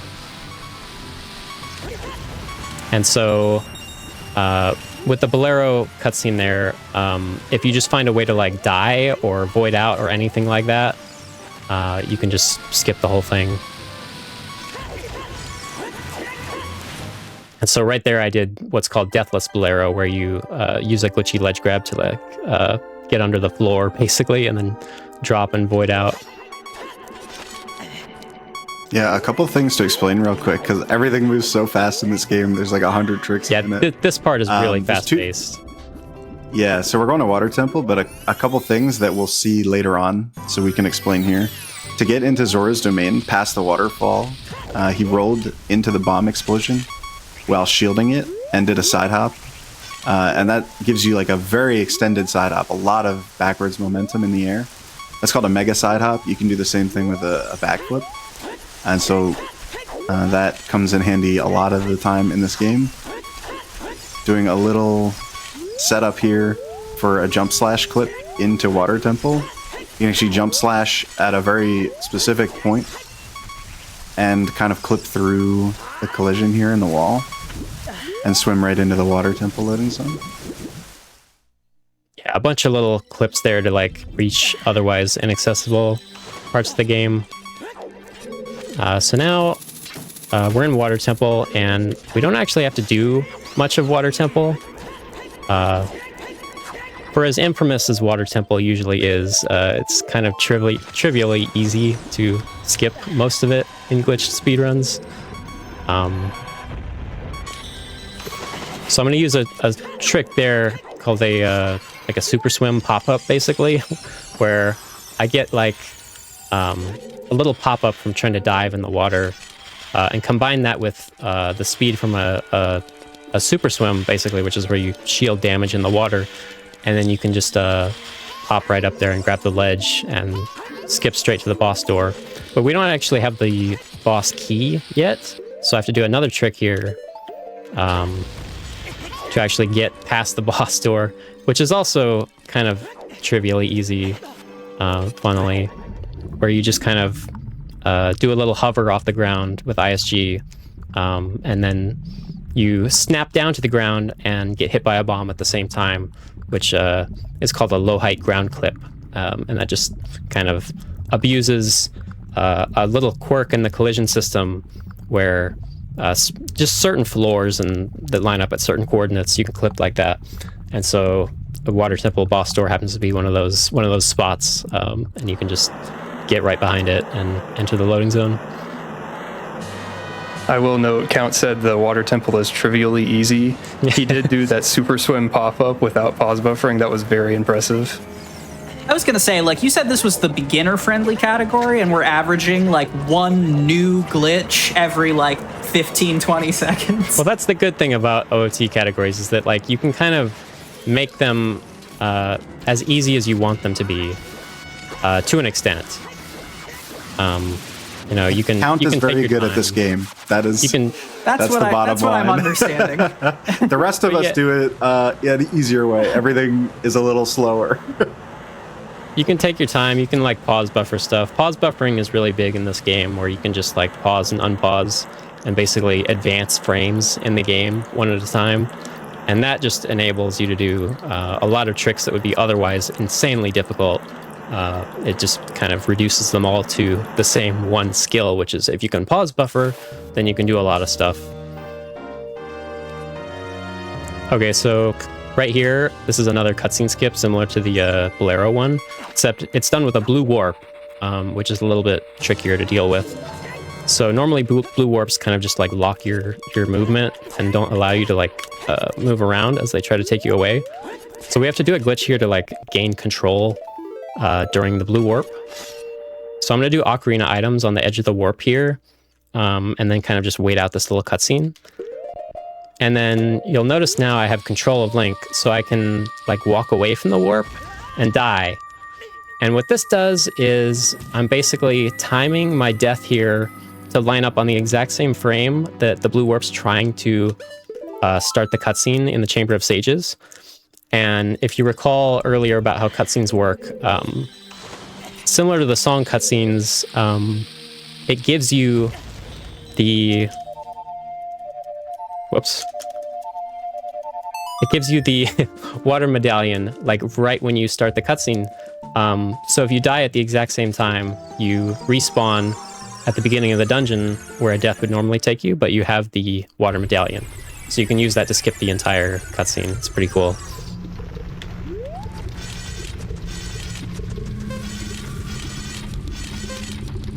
Would you like to explain what's coming up, or should I try and do it? You guys can take a crack at it. I'll give you a little something to talk about.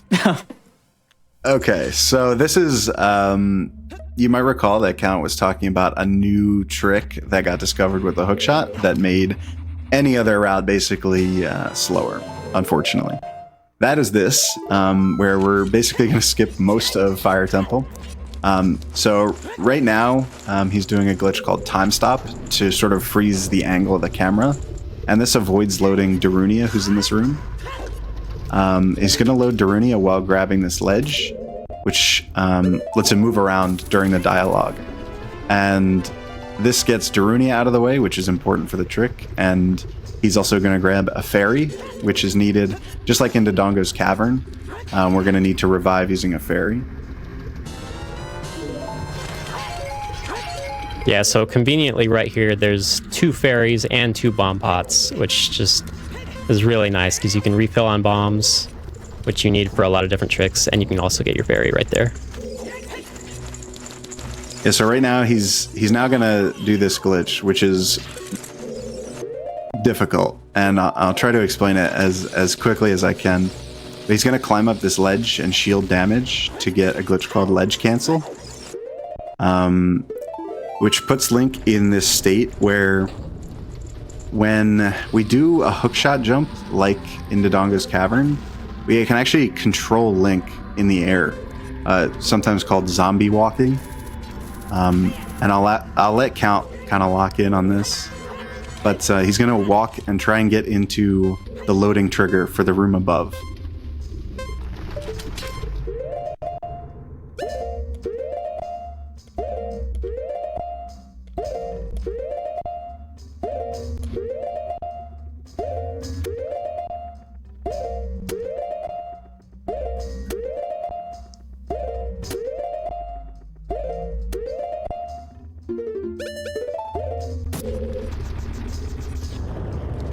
Very nice. All right, very nicely nice. done. So yeah, What? a lot going on there.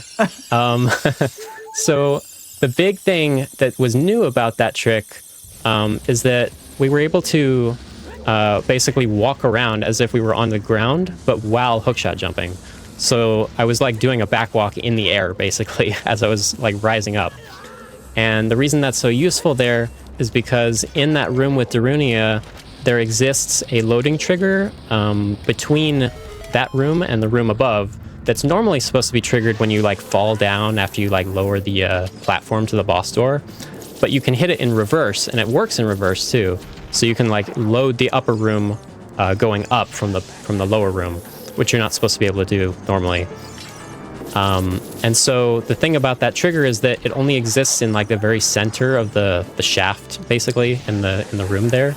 And so you use the like upwards velocity from that hookshot jump in combination with the horizontal movement enabled by the ledge cancel trick that you pair it with. And then you can, like, you know, rise up and also be moving around horizontally to just barely touch that trigger before you get too high above it to not trigger it. It's like an insane balancing act of a bunch of different techniques, and it's kind of crazy that it works out at all. Also, I just jumped off that ledge. That's fine. Just redo this. It is... I can't understand, like, how close we are to hitting the loading... Like, barely hitting the loading trigger and being able to land inbounds on that... Just the lowest piece of ground that's in that room, so we can get revived and stay in that room. It's like very thin margins, so it's just awesome that that's possible. Yeah, we had to do a lot of work on like finding exact setups to like get the perfect like hookshot jump height to stay low enough to hit the trigger at all, and then high enough to actually land up in the room, which is surprisingly difficult. And it's really cool that it just barely works out like that. One of the things that is so impressive from like a lay non-Ocarina speedrunner watching this is just how fast you walk through all of these setups. Like when it's, you know, you're slashing or side hopping to get very specific angles or something, it feels like just movement, and that feels like a rare thing oftentimes in speedrunning. Like that's bleeding edge level stuff. All right, so this is Fire Temple boss key skip. You can use a Hess to just kind of like clip through that little corner there, and then touch the load trigger here.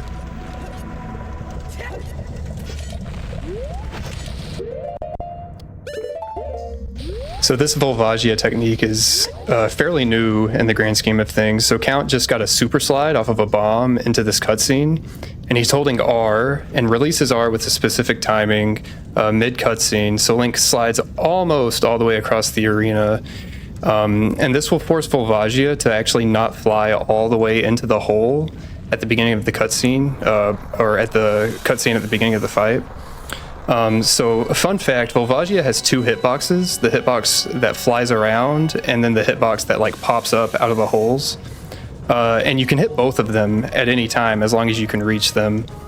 So the flying hitbox is not going to enter the hole because of the super slide into the cutscene, and Count can come over here and hit Volvagia in the air, just this invisible hitbox, and damage Volvagia really quickly and kill her fast. This is a really cool strat.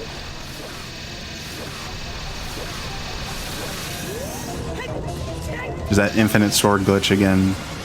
Constantly swinging the sword so that it just hits like on the first frame possible basically every time. Yeah, so I actually discovered that trick this year, the way to get like the flying hitbox to stay above ground and not go in the hole again. And that is definitely like my favorite thing that I've ever found in this game, just because of how absurd it is and the fact that it wasn't found sooner with how simple it is. I just think it's really cool. And it's a pretty fast way to defeat Volvagia, so it works out. And then Yeah, no kidding. Yeah. So you'll see I dropped bugs there and picked them back up again. We're gonna do another wrong warp here, slash cutscene skip. Let's see. So same thing as earlier in the water temple. I'm just gonna play Ocarina items on the edge of the warp, and then do a specific setup here to like die at the correct time. So I was actually supposed to equip Kokiri Tunic a little bit earlier there to die sooner, but it's fine, it'll still work. Little safety strat. Yeah, so a cool thing about these setups with the blue warps is they actually you'll see like a common theme with them is like moving away from the blue warp, like walking away from it, and that's actually to get it like off camera. Like it's a term called culling, where you like unload it by getting it sufficiently off camera. And when blue warps are unloaded, they stop updating basically. So the timer that they use to take you away to the next cutscene stops updating. And so you can use that to like really simplify the timing of your death to line up with like when it's trying to take you away. So you like unload them with like some easily repeatable movement, and then you reload them as you're dying basically. And then it's engineered in a way that makes it line up perfectly every time. It just allows the perfect, timing of the death there to skip the cutscene. And so what I kind of skipped over is the fact that we're in Forest Temple now, which is kind of weird. Like, why would you be in, like, what the heck happened there? You just beat the Fire Temple and now we're in Forest Temple. So yeah, that's another very classic OT trick, the wrong warp. Basically, in the game, the entirety of like every area in the game is just a list of areas and entrances, basically, to those areas. And so when you die and try to load Kakariko Village at the same time with the blue warp, the game applies like an offset for the cutscene that's supposed to be playing, but that offset gets applied to the beginning of Fire Temple instead because you died, basically. And then when it goes down in the list of entrances, instead of finding what it should normally find there, hold on, let me listen to this. Instead of finding what it should normally find, it finds some other location, which really could have been anything, but it just worked out that it happens to be Forest Temple. So you go to Forest Temple. That's how wrong warps work in a nutshell. I'm not the best at explaining wrong warps because they are pretty technical, but that's kind of the idea. Yeah, the simple is that it has that volcano cutscene at the end of Fire Temple that plays in Kakariko. And it basically tries to offset the value of that volcano cutscene, but using Fire Temple as the base instead of Kakariko. And so it just ends up going to Forest Temple. Yeah, so right there, that was a pretty quick way to kill Phantom Ganon. You can basically stun lock him with ISG, except if you just try to use ISG, he'll actually get up and like fly away again. But if you just spam hookshot, you can make him like spin his staff. And when he's spinning his staff, he's like vulnerable to be knocked down again. So you basically just spam hookshot, he spins his staff, and then he gets knocked down and keeps getting damaged by ISG. So you can just keep him on the ground like that. All right, so that was Forest Temple, another really quick dungeon. I kind of skipped over the boss key skip part of it. You just kind of like clip through this little staircase, and then you can jump right down to the loading zone. And then here's the last cutscene skip of the run, Forest Medallion cutscene skip.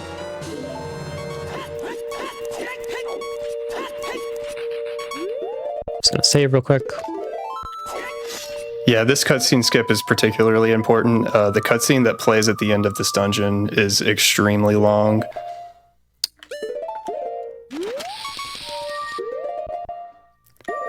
Alright, so just like the one in Water Temple, Count's gonna get killed by this bomb at the same time as the warp tries to take him away.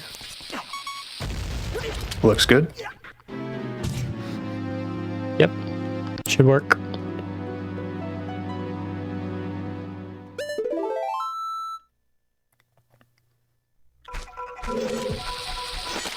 And then one last cutscene skip. So right outside this door is the Minuet of Forest cutscene.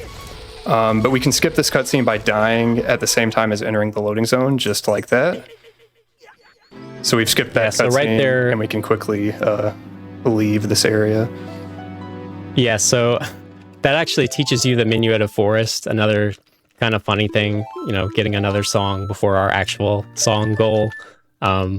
The whole point of skipping that cutscene is just to leave Forest Temple quicker, because if you just walk out of Forest Temple, you'll obviously trigger the cutscene of Sheik trying to teach you Minuet of Forest.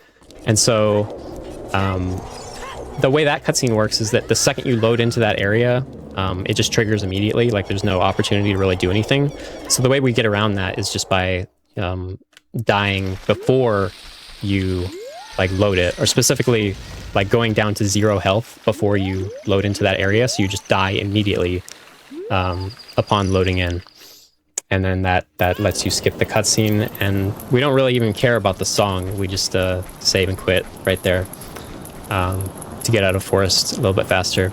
So then you just come over to Kakariko. I did a super slide, which is similar to a Hess. It's just, it only goes straight backwards, but it has the exact same speed, so it's a little bit easier right there to Kakariko. And then, yeah, this is the Nocturne cutscene. So this is basically the end of the run. Yeah, we've got our 3 medallions, the forest medallion, fire, and water medallions. So we just enter Kakariko and it plays the Nocturne cutscene, and just have this cutscene to go basically, and then we'll reach our goal. Faster to watch? Is it faster to watch the cutscene, or is it required to watch the cutscene by category rules? It is required to watch the cutscene. Yeah. So timing ends upon the completion of the text box that tells you learned the song. So you basically just have to watch the whole cutscene. The other thing is that there isn't actually a good way to skip this cutscene, surprisingly. You might expect that based on like how easy all of the other ones seemed, but yeah, this one works a little bit differently. Ocarina of Time definitely has some, vibe coding where like there's not a whole lot of consistency with like how everything is set up and works. So some cutscenes and some things are just a little bit different and might not be susceptible to the same kind of exploits. So this one, the main thing you can do in this cutscene is actually wrong warp to it. The cutscene is actually 2 different cutscenes. Like this one that just started is the second half of it. You can actually wrong warp directly to the second half if you want to, by using like a wrong warp from Fire Temple or like some other dungeon, and Furor's Wind. But as I said earlier, it's actually banned in the category rules just because, that would let you skip the dungeons, which are the fun part. All right, so time is coming up. I'll tell you almost when. It's not this text box, but the next one. All right, so when this next one completes, that's when time happens.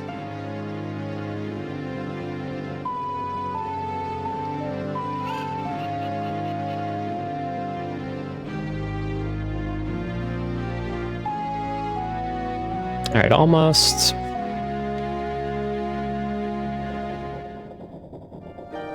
There we go, time. Yay. GG, great run. What a command run. Very solid run. Ocarina of Time continues to be mystifying and ridiculous and beautiful to watch. Isn't it cool? It's a good video game, I hear. If the 3 of y'all have shout outs you'd like to give, please give them, and also let folks know where you're at on the internet and what you're up to.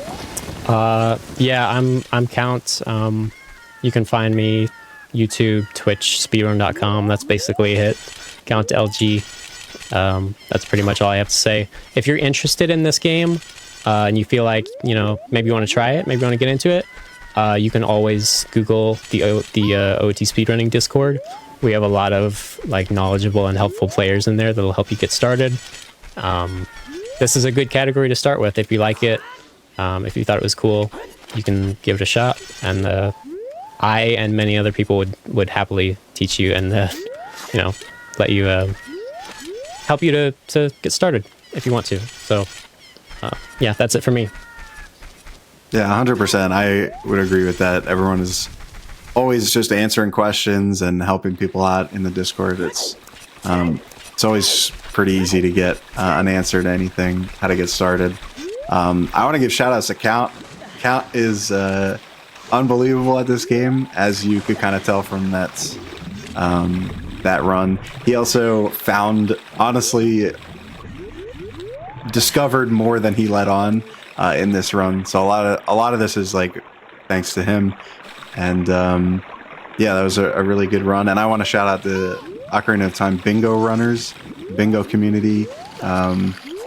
Super awesome people. It's like this own niche or subculture within Ocarina of Time speedrunning, and it's a great way to play the game. And it's how I got my main foot into this community at the start. So yeah, that's about it for me. Yeah, and I want to shout out the community. I'm relatively new to running this game, and everybody welcomed me in with open arms, and I've had a great time. You can find me on Twitch, YouTube, speedrun.com, Matthias8750. Right now I'm running Classic Kakariko. It's a subcategory of Defeat Ganon, trying to get a really good time in that. But great run, Count. Thanks for having me on. Absolutely, yeah. Another good beginner category that you mentioned there, Classic Kakariko. That's the other one that we added to the main board last year. And It's basically like the old any percent route. If you watched any percent in like 2014 or around that time, where you just wrong warp from that does speak to where me, you know the classic route where you just wrong warp to the end from Deku Tree and go beat Ganon as a child. So we have a whole dedicated category for that now. If anyone is interested in running that. Amazing. Well, give it up one more time for Nocturne RTA in the chat, and indeed the panoply of Ocarina of Time speedrun categories. Friends, we are going to take one more break, and when we come back, our final run of the evening. We're moving forwards in time a little bit in terms of game release, but certainly very retro-inspired. When we come back from the break, we'll conclude tonight with The Messenger. I'll see you there.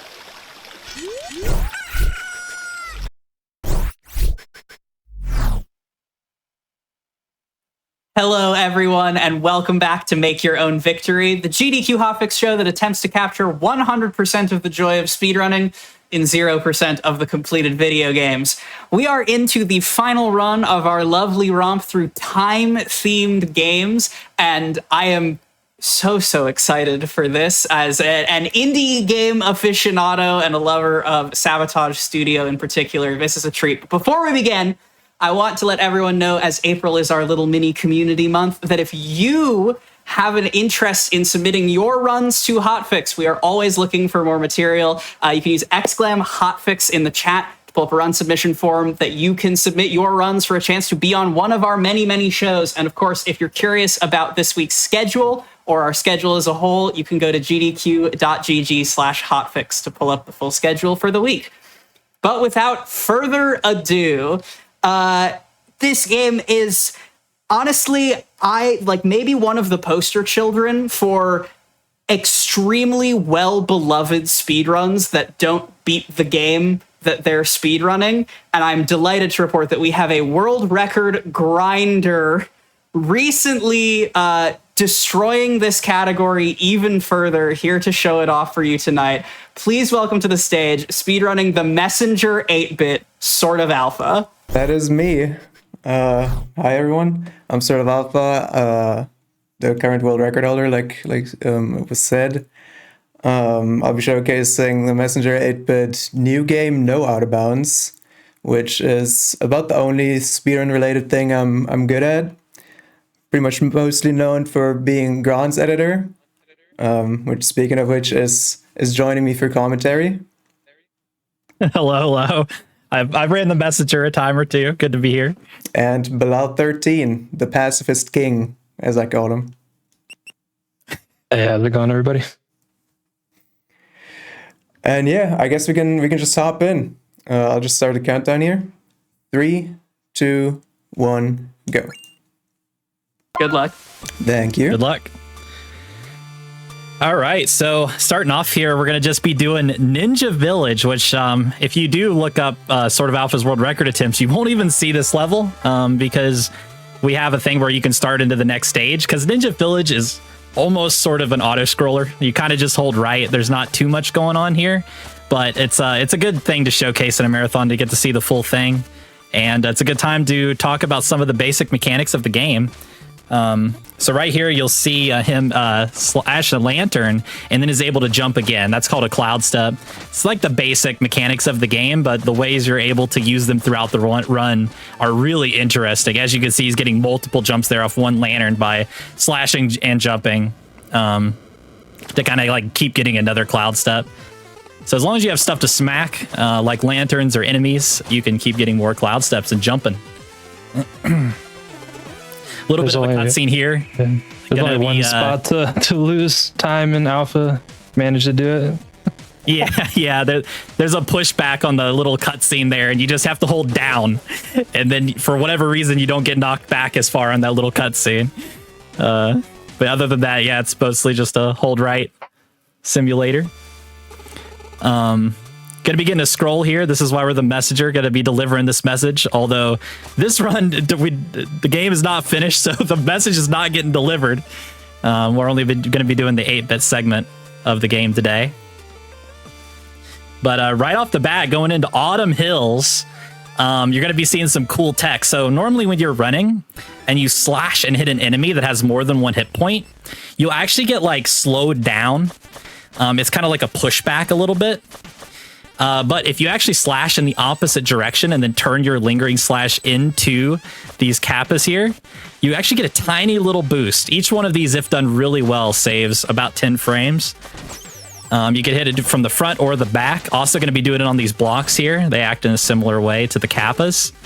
This room is already one of the most technical rooms in the entire run. It's actually a lot harder to do this than it looks. Alphas actually has to have his D-pad bound to analog inputs and then D-pad inputs bound to buttons, because D-pad inputs act as like an input override.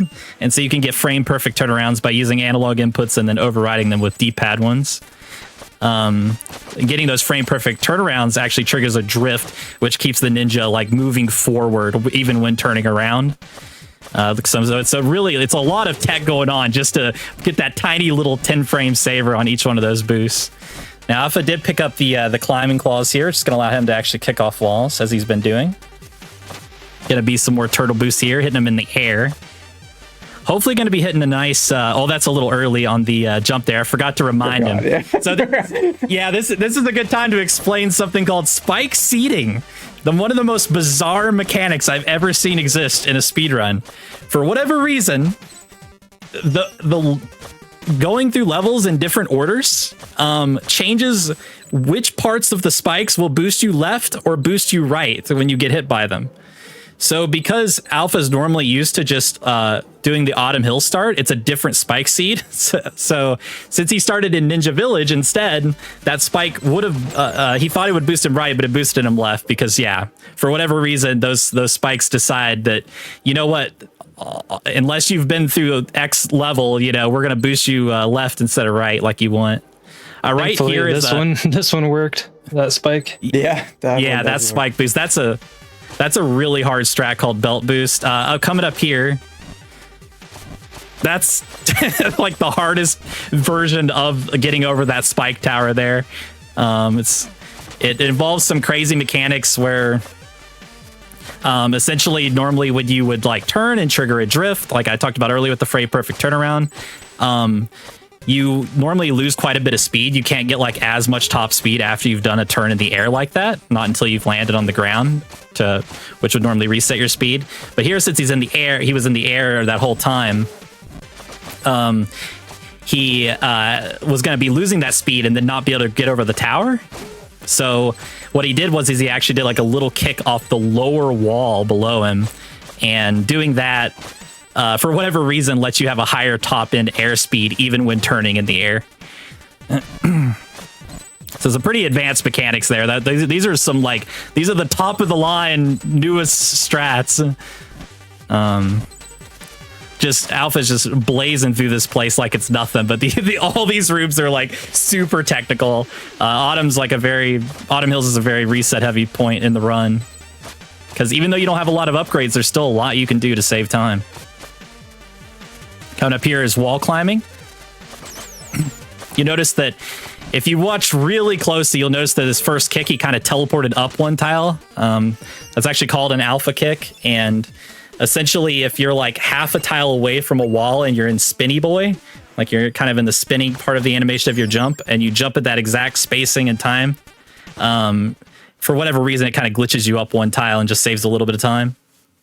Coming up, though, is our first boss, Leaf Monster. This is actually a really deceivingly hard kill here, where he's going to try to damage boost through him. The strategy is called Scary Berry. I think that's good. That is good. Nice. That's really good. So what's bad is you can see that those leaves almost got back to the Leaf Monster. And if he gets those leaves back, he's got his armor and he jumps up top, and you like can't kill him off for like, if you back it up well, you still will lose like 5 seconds there. So.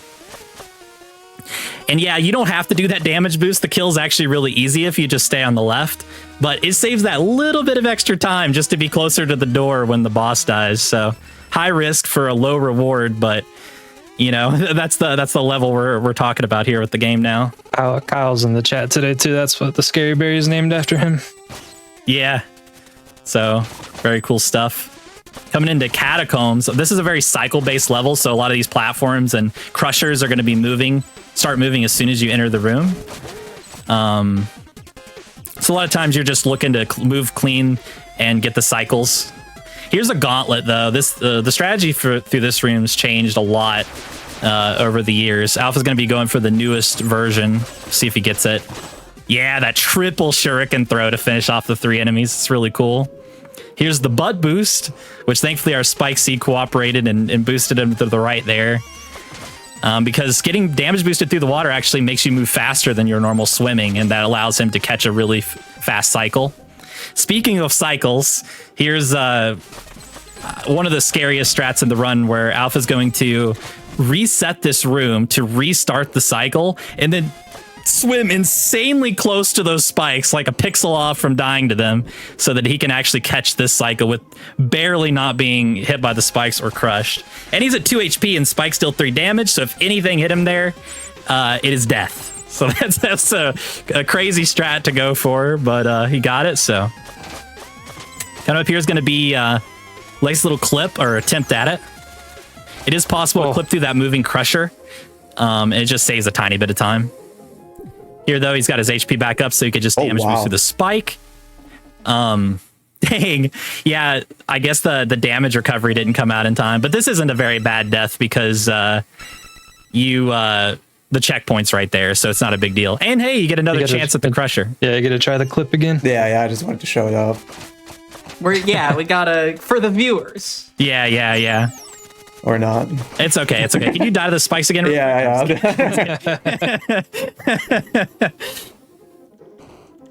Also, he exited the title and loaded back in there. The reason for that is because you in this game, when you die, you have the taxman, who is Quarble. He pops up and kind of punishes you for dying. He starts... You kind of owe him time shards, and so he just starts taking all your time shards for a while. Usually around 70-ish time shards, and that's really bad because Alpha needs to buy some upgrades throughout the run. Nice, that's a really tight jump. Yeah, he actually got 3 extra shards with crystal abuse there, but yeah, the donk. Yeah, so there, you didn't see it, but if you drop into that room, there's actually a cutscene trigger, and then you have to clear a whole gauntlet of enemies. But Alpha had a very precise jump. It's about a 2-frame window to basically avoid that cutscene trigger and jump up to the ledge above. So it's one of those subtle things, but it's actually a really important trick. It loses about 8 seconds on average because you end up having to fight some whiz robes, and it's a whole mess. So coming up is another pretty scary room where there's this ball of doom. Nice, got it. So that's the kind of newest strat there called Balls of Fire, and you have the damage boost on that fireball and to get up there, because the crusher would kill you. It does 3 damage, but the fireball only does 1. But it's pretty tricky to maneuver all that. Now coming up is the big RNG point of the run. This is the big 50-50 that unfortunately you reset at the high level. You really hope Ruxton goes up to the top part of the screen here. Not like that. Dang. He's on the bottom part of the screen, which ain't good. You got to chase him around here. It's just a 50-50 pattern if he goes high or low. And low, you have to chase him around. High, you can kill him like instantly. Funny enough, though, for the first time in years, Alpha did get a world record with low Ruxton. So even with the 8-second time loss, he still clutched out a record, which is insane. But yeah, that is like one of the bigger RNG points of the run. The run overall isn't super RNG heavy. Coming up, though, we got Bamboo. This is a very intense level. There's a lot of like really difficult rooms. Alpha's going to be using this water current to kind of help him move forward a bit, trying to hit some turtle boosts as he goes through, making use of the water current where he can.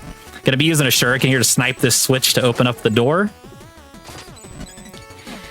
And a little later on in this level, too, we're going to be seeing probably the hardest room in the run, at least pre-rope dart, which is an upgrade we'll be getting later.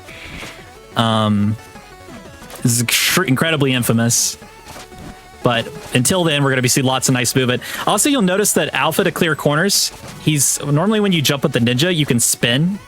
And that kind of tucks in your legs and it shrinks up your hitbox and allows you to clear corners really well. So he's going to be using that. And then he can actually use a slash to kind of like stick his feet back out and stand up right away. So he can kind of like spin around a corner and then slash to, oh, that was really scary. We got through it. And it's like slash to stand up, and that's called slash jumping. So you'll see Alpha use that through. But here's the infamous room. It's called BC11 for Bamboo Creek, the 11th screen. There's a strategy here called B2, actually named after Belial, and he gets it. That's the hardest version of the strat. This room is just insane. That was These a really good look room. ridiculous. Yeah. So that room, like, you probably have like 100 hours in that room alone, right, Alpha? Yeah, if not more. Alpha's kind of known for just being like the absolute goat at that room. He's got the best time, and it's one of the most intense rooms in the entire run in terms of just raw movement. Just tons of really precise and quick jumps and like hitbox manipulation through the stuff I was talking about with like spinning and standing with slashes. I was gonna say, talking about like bleeding edge speedruns, I seem to recall from catching some messenger speedruns back in the day that a lot of folks have like individual room timers for this even in full game runs, which is absurd to me, but like that is a level of optimization that I can't help but respect. Yeah, we make fun of each other a lot for the room times and runs. So. yeah, that's the problem with it. Yeah. Gonna be picking up a couple upgrades here. So Alpha just got the wingsuit. This is like that naturally where you get it, lets you kind of like glide, and also use those air vents to kind of glide upwards or get blown up. And then he also bought wingsuit slash, which lets you slash downwards while you're using wingsuit. And he got a water boost, this aquatic boost, which is used for exactly one thing. One of the best things, but yeah, something like that. Beautiful double boost on that kappa there. That's a really important one. But yeah, this is forgot to mention it earlier, but this is Howling Grotto.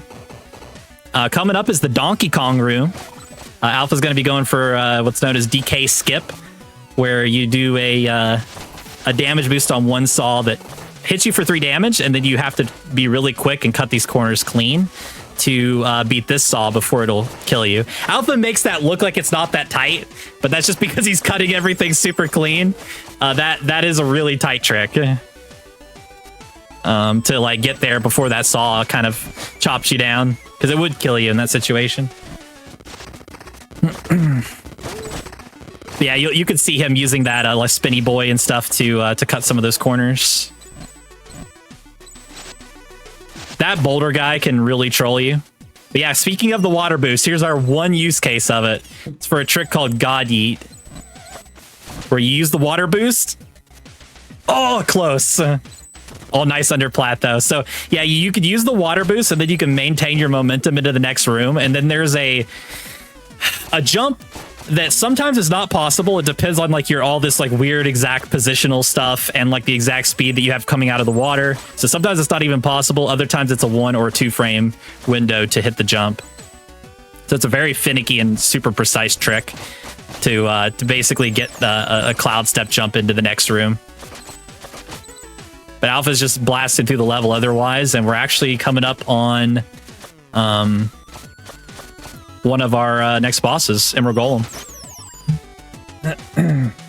Which this fight's seen some definite optimizations recently. Gotten way harder over the years, yeah. Yeah, we worked on this room about, I don't know, almost a year ago, 6 months ago, something like that. Yeah. It's one of those things where just you can actually do the turtle boost thing. Oh boy, this is actually kind of scary. Okay, that was actually a good backup. That was super scary. Because see, the thing is with this guy, you need to hit his core 8 times, and then it activates the air vents on the side, which lets you get up, and it lets you also hit the head at that point. But you also have to deal with these fists, and you're aiming for a 2 cycle. Basically, you have limited time up here. You can see that like the spikes started to grow back in, but he killed it just in time. So that was it's things can go really wrong here. Yeah, we used to throw the shurikens as the jump into the air vent, but we throw it early now so you can get into the air vent a little bit higher. Yeah. And that's, that's one of those things where it's like you know, you're shaving off like a handful of frames, but it's cool optimizations over the years. Gonna be floating up. Unfortunately, gonna make our Emerald Golem here pretty sad. Oh. Yeah, too fast for him though. You know, don't even have time to talk to him, really. Coming up though is the peanut butter boost. This is where it's just like unnecessary. So that was the peanut butter boost. It's really unnecessary to have some of these trick names, but some people referring that quicksand as peanut butter, and hey, you use that to set up a nice little boost on the Kappa, so it's the peanut butter boost. Coming up is yeah. Coming up we is don't the, have the time, but there's speedrun tech names are the best thing ever. Sorry. Oh, I know. I love it. This game has no shortage of super silly trick names. There's a lot of them I haven't even had time to mention, or I just forget them because there's just so many. But Alpha's in the what's called the right room, because it is the longest room in the 8-bit run. It's a very, very long room for the next transition. An early game that used to be right, yeah. Yeah, the old days you just did hold right through the whole room, but now there's all these turtle boosts, and you know, we got a little bit fancier with it, but yeah, you'll see Alpha, you making good use of his cloud steps there. That's a cheeky slash, so he actually pressed slash and then activated his wingsuit, which gives you like the wingsuit slash effect where it'll like bounce you on an enemy, but you still get your normal forward slash instead of a down slash. That's called a welfare wingsuit because it's a sort of wingsuit slash that you can do without having to buy the upgrade. So in like the low percent style categories, you'll use that a lot more often since you aren't allowed to buy the wingsuit slash. Here's a really tight trick here. You have to get a really good jump on there to barely make that ledge. Yeah, just so you can slash and throw the shuriken on that switch in one clean motion. That's probably never been in a marathon for sure. Yeah, that is very new. It's really tight. Coming up is the bully room because it's incredibly easy to get absolutely bullied in this room. We'll see though. Nice. Yeah, that's that's the one damage boost cycle there. Really good. Actually already almost through Quill Shroom. These stages go by so fast, it's hard to even get to talk about a lot of these different strats, but here's a really tight cycle-based room. What's really scary is if you're just going through this, you have to really know your speed, because if you're not confident in your speed, that you'll just jump up into that spikes and potentially die or get crushed by that moving platform. Coming up here though is Queen of Quills. Now, Queen of Quills is interesting. There's effectively 4 total patterns because we're looking at a 2 cycle, and she can go left or right each time. We're hoping for right. Okay, she went right. That's a good start. Now, we're hoping for her to go right again, and he'll get to save 3 seconds if he gets a good kill. Oh, she goes left. So yeah, basically because she jumped to the left chain, Alpha couldn't effectively chase after her. And so he had to just wait for her to come down. But if she went to the right chain, he would already be right there, and he could have just like knocked her off the chain himself and just shredded her real quick for a really fast kill. But yeah, that's just another RNG point of the run. But it only loses about 3 seconds to get that pattern. So we also got to see Quibble because he died earlier. Oh yeah, true. I don't remember dying at all. Must be a bug. Yeah, it's true. Nice hit on the meatball. So now the run is going to get really crazy because he's getting the biggest upgrade for speedrunning, the rope dart. It's sort of like a grappling hook. There's even a joke in the game about it. They're like, nah, it's not a grappling hook, it's a rope dart. But yeah, you'll see him. He's going to use it to pull him to walls, pull him to enemies, pull him to hooks, lanterns, etc. And he's also going to start climbing a lot faster. So that's what's called rope dart climbing. And basically, normally when you kick off a wall, there's kind of like a cooldown. Oh, that's a cheeky one tile he went for there. That's a whole nother tech. But anyways, rope dart climbing. You can see he just zoomed up that wall. And what he's doing is after he kicks off the wall, to put it super simply, he's rope darting immediately after to like grab back onto the wall so he can kick again instantly instead of waiting for the normal kick cooldown. There's a lot more nuance to it than that. But that's the gist of it. Coming up here is a crazy strat called Narga Bird, named after Assassin Narga, who actually made the task for this game. And he nailed it. He was able to basically bait that bird and then use it to go straight up instead of having to go to the right wall.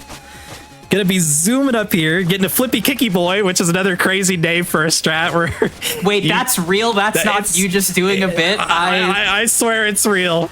There's even one called this game. There's even one called the Flippy Kicky Boosty Bouncy Boy. I don't remember the entire thing. Yes, maybe Kyle can remember. Maybe Kyle's now Ground's making stuff up. Don't let him. Yeah, now we're making stuff up. There's a teleport. The stream didn't skip. He just did a teleport. Oh, how am I gonna explain? We'll explain teleporting Glacial. There's another one in Glacial that's easy. We'll explain it there. Because we're already up into the boss. That level's over. That was ridiculously good, Crags. Thank you. This is the big RNG boss of the run. This one actually has a lot of patterns. So we got Sousa's Boulder. So this is shaping up to be very good. We like this. Alpha's doing some very subtle manip to make the boulder not his Sousa's, just so he doesn't stun himself with his own boulder. Wow. Oh, boulder! Okay, so this is like basically the dream RNG, actually. It's a... What is it, a 1 in 18 or something? I mean, I guess it's like a 1 in 9 because you can go either Zeus's or Kolos first, and they can boulder. But yeah, this is like dream luck. Like on record pace, if you get this, your heart is pumping at this point. Very rare pattern, very fast. Because basically this fight, it's one of those fights where it's like it doesn't just end when they're dead. They have to finish their attack and then hop in the middle and bring out the other one, and you got to get them low health, and then they have a cutscene where they kind of die. But yeah, that pattern just happens to line up really quickly. So that was a really good RNG to see. But here we are into Glacial Peak. This was the level that, like, oh, nice one tile back up there. But this is the level that when I first saw this game, I saw 2C Plus speedrun this game, and when I saw Glacial Peak, I was like, this is beautiful. I was like, I want to run this game. Like, this level is so sick. It's just so much like clean movement with the rope dart and just jumping with cloud steps and such. It's really nice. It has a banger song too. But yeah, I mean, the whole soundtrack. It's so good. Yeah, Rainbow Dragon Eyes is the composer of this game, is a legend. But yeah, Alpha just trying to get max distance on his rope darts, just to pull himself to stuff as quickly as possible. Also, you might have noticed he just kind of phased through a bat there. Rope dart does give you iframes on some parts of it. That's also very helpful for bosses if you're using it over and over. Beautiful movement there. These rope dart climbs are ridiculous. This is probably one of the highest skill ceiling things in the game, is to be able to climb that fast. It's really difficult. But here, don't blink. There's another teleport. So I'll wait till after this awesome room, because this room is a freaking crazy climb. But yeah, so that teleport, there's a really good explanation actually on there was an IGN video where there was like a devs reacts to the speedrun, and the developers actually explained how this worked. So they have that. If you want a more detailed explanation, you can maybe check that out. But effectively what's happening is you attach your rope dart to an enemy, and as you're pulling yourself to the enemy, you have a slash that's lingering from earlier. So you like slash and then rope dart to the enemy. And before you pull yourself to the enemy, your slash hits them and kills them. And then the game's really confused, because it's like, well, hey, I was rope darted to this thing, but now it's gone. And so normally you would just kind of hover out and nothing would happen. But if there's another enemy of the exact same type, so like you could think one blue turtle, and then a second blue turtle that's just barely off screen. And if he gets loaded in at the exact time that the game gets confused, it's like, oh, there's that enemy, and it just goes to him. It just warps over. it's kind of a simplified explanation of it, but hopefully that somewhat explains it. Here we got Tower of Time, though, which is super, super scary. These lasers deal 4 damage. So Alpha just got a strat called Hail Mary, where you can see he's at 1 HP. He took 4 damage on a laser, and then he used the Wizard's projectile to take the other damage to have invincibility frames to manage to get through that section. This whole level is just super scary. Like, all these lasers can kill him in 1 hit at 3 HP. You can get crushed by stuff. There's tons of hard tricks. There's Wizrobes. These Wizrobes are random. They're just going to go to random spots of the screen and can snipe you. Things can get like this is actually a nightmare scenario. Oh, that was crazy. Dude, that was nuts. I don't know how you didn't die. I don't even know how I got it through the crusher. I don't know how I've never seen that happen before. So speaking of fun tech, how he actually hit that Wizrobe without bouncing up is something called Stanky Leg, where he basically you do a wingsuit slash and then let go of wingsuit immediately. So you still get your wingsuit slash below you, but for whatever reason you won't bounce up. And he was able to do that to like help himself get down there before getting crushed. Those eyeballs, they can drop HP randomly. Unfortunately, he didn't do it, or he didn't get the drops. Just bad luck there. I think it's like a 30% chance or something to get a health drop. Yeah, 27 point something, I think. Yeah, because you killed 2 eyes there, and that's roughly the odds. But at least you get some health there, and you're gonna be moving on through. But yeah, this run just goes by so fast. There's a lot here. Here's a room where if you didn't have this last shuriken, you have to do the walk of shame, but thankfully he did manage to keep that last shuriken, so able to just go through it clean. Now coming up, something called Legendary Skip. This is ridiculous, and it's kind of luck based a bit. Oh, didn't get it, but backs it up really nicely. So there is a way to damage recover and catch that swing with a second rope dart and get through it in 1 damage boost. It saves a couple seconds, but it's like ridiculously precise. But he got a really nice backup there where he was able to use the eyeball to get it a second time to kind of get through the room without dying. This is the time waster room. He's going to do a strat here called Crystal Abuse. So normally your sword couldn't reach that crystal. But if you do a slash while you're grabbed onto the wall, your slash is actually longer. So then you can drop off the wall after slashing and turn, and your lingering wall slash, which is longer, can actually reach through that wall and hit that crystal and skip some of the puzzle. Here we are. We're coming up on time. This is the final boss. Oh, it's already almost over. Time. Yeah, so when as soon as this boss is dead, it's time. So the goal here is to not get clapped away. He's going to be trying to time his rope darts in such a way that he pulls himself back in as the arcane golem tries to clap him out. Because the idea is it's supposed to try to knock you down. And normally these projectiles would hit you, but he's actually keeping up invincibility frames because you get some after using rope dart on enemies, like I mentioned earlier.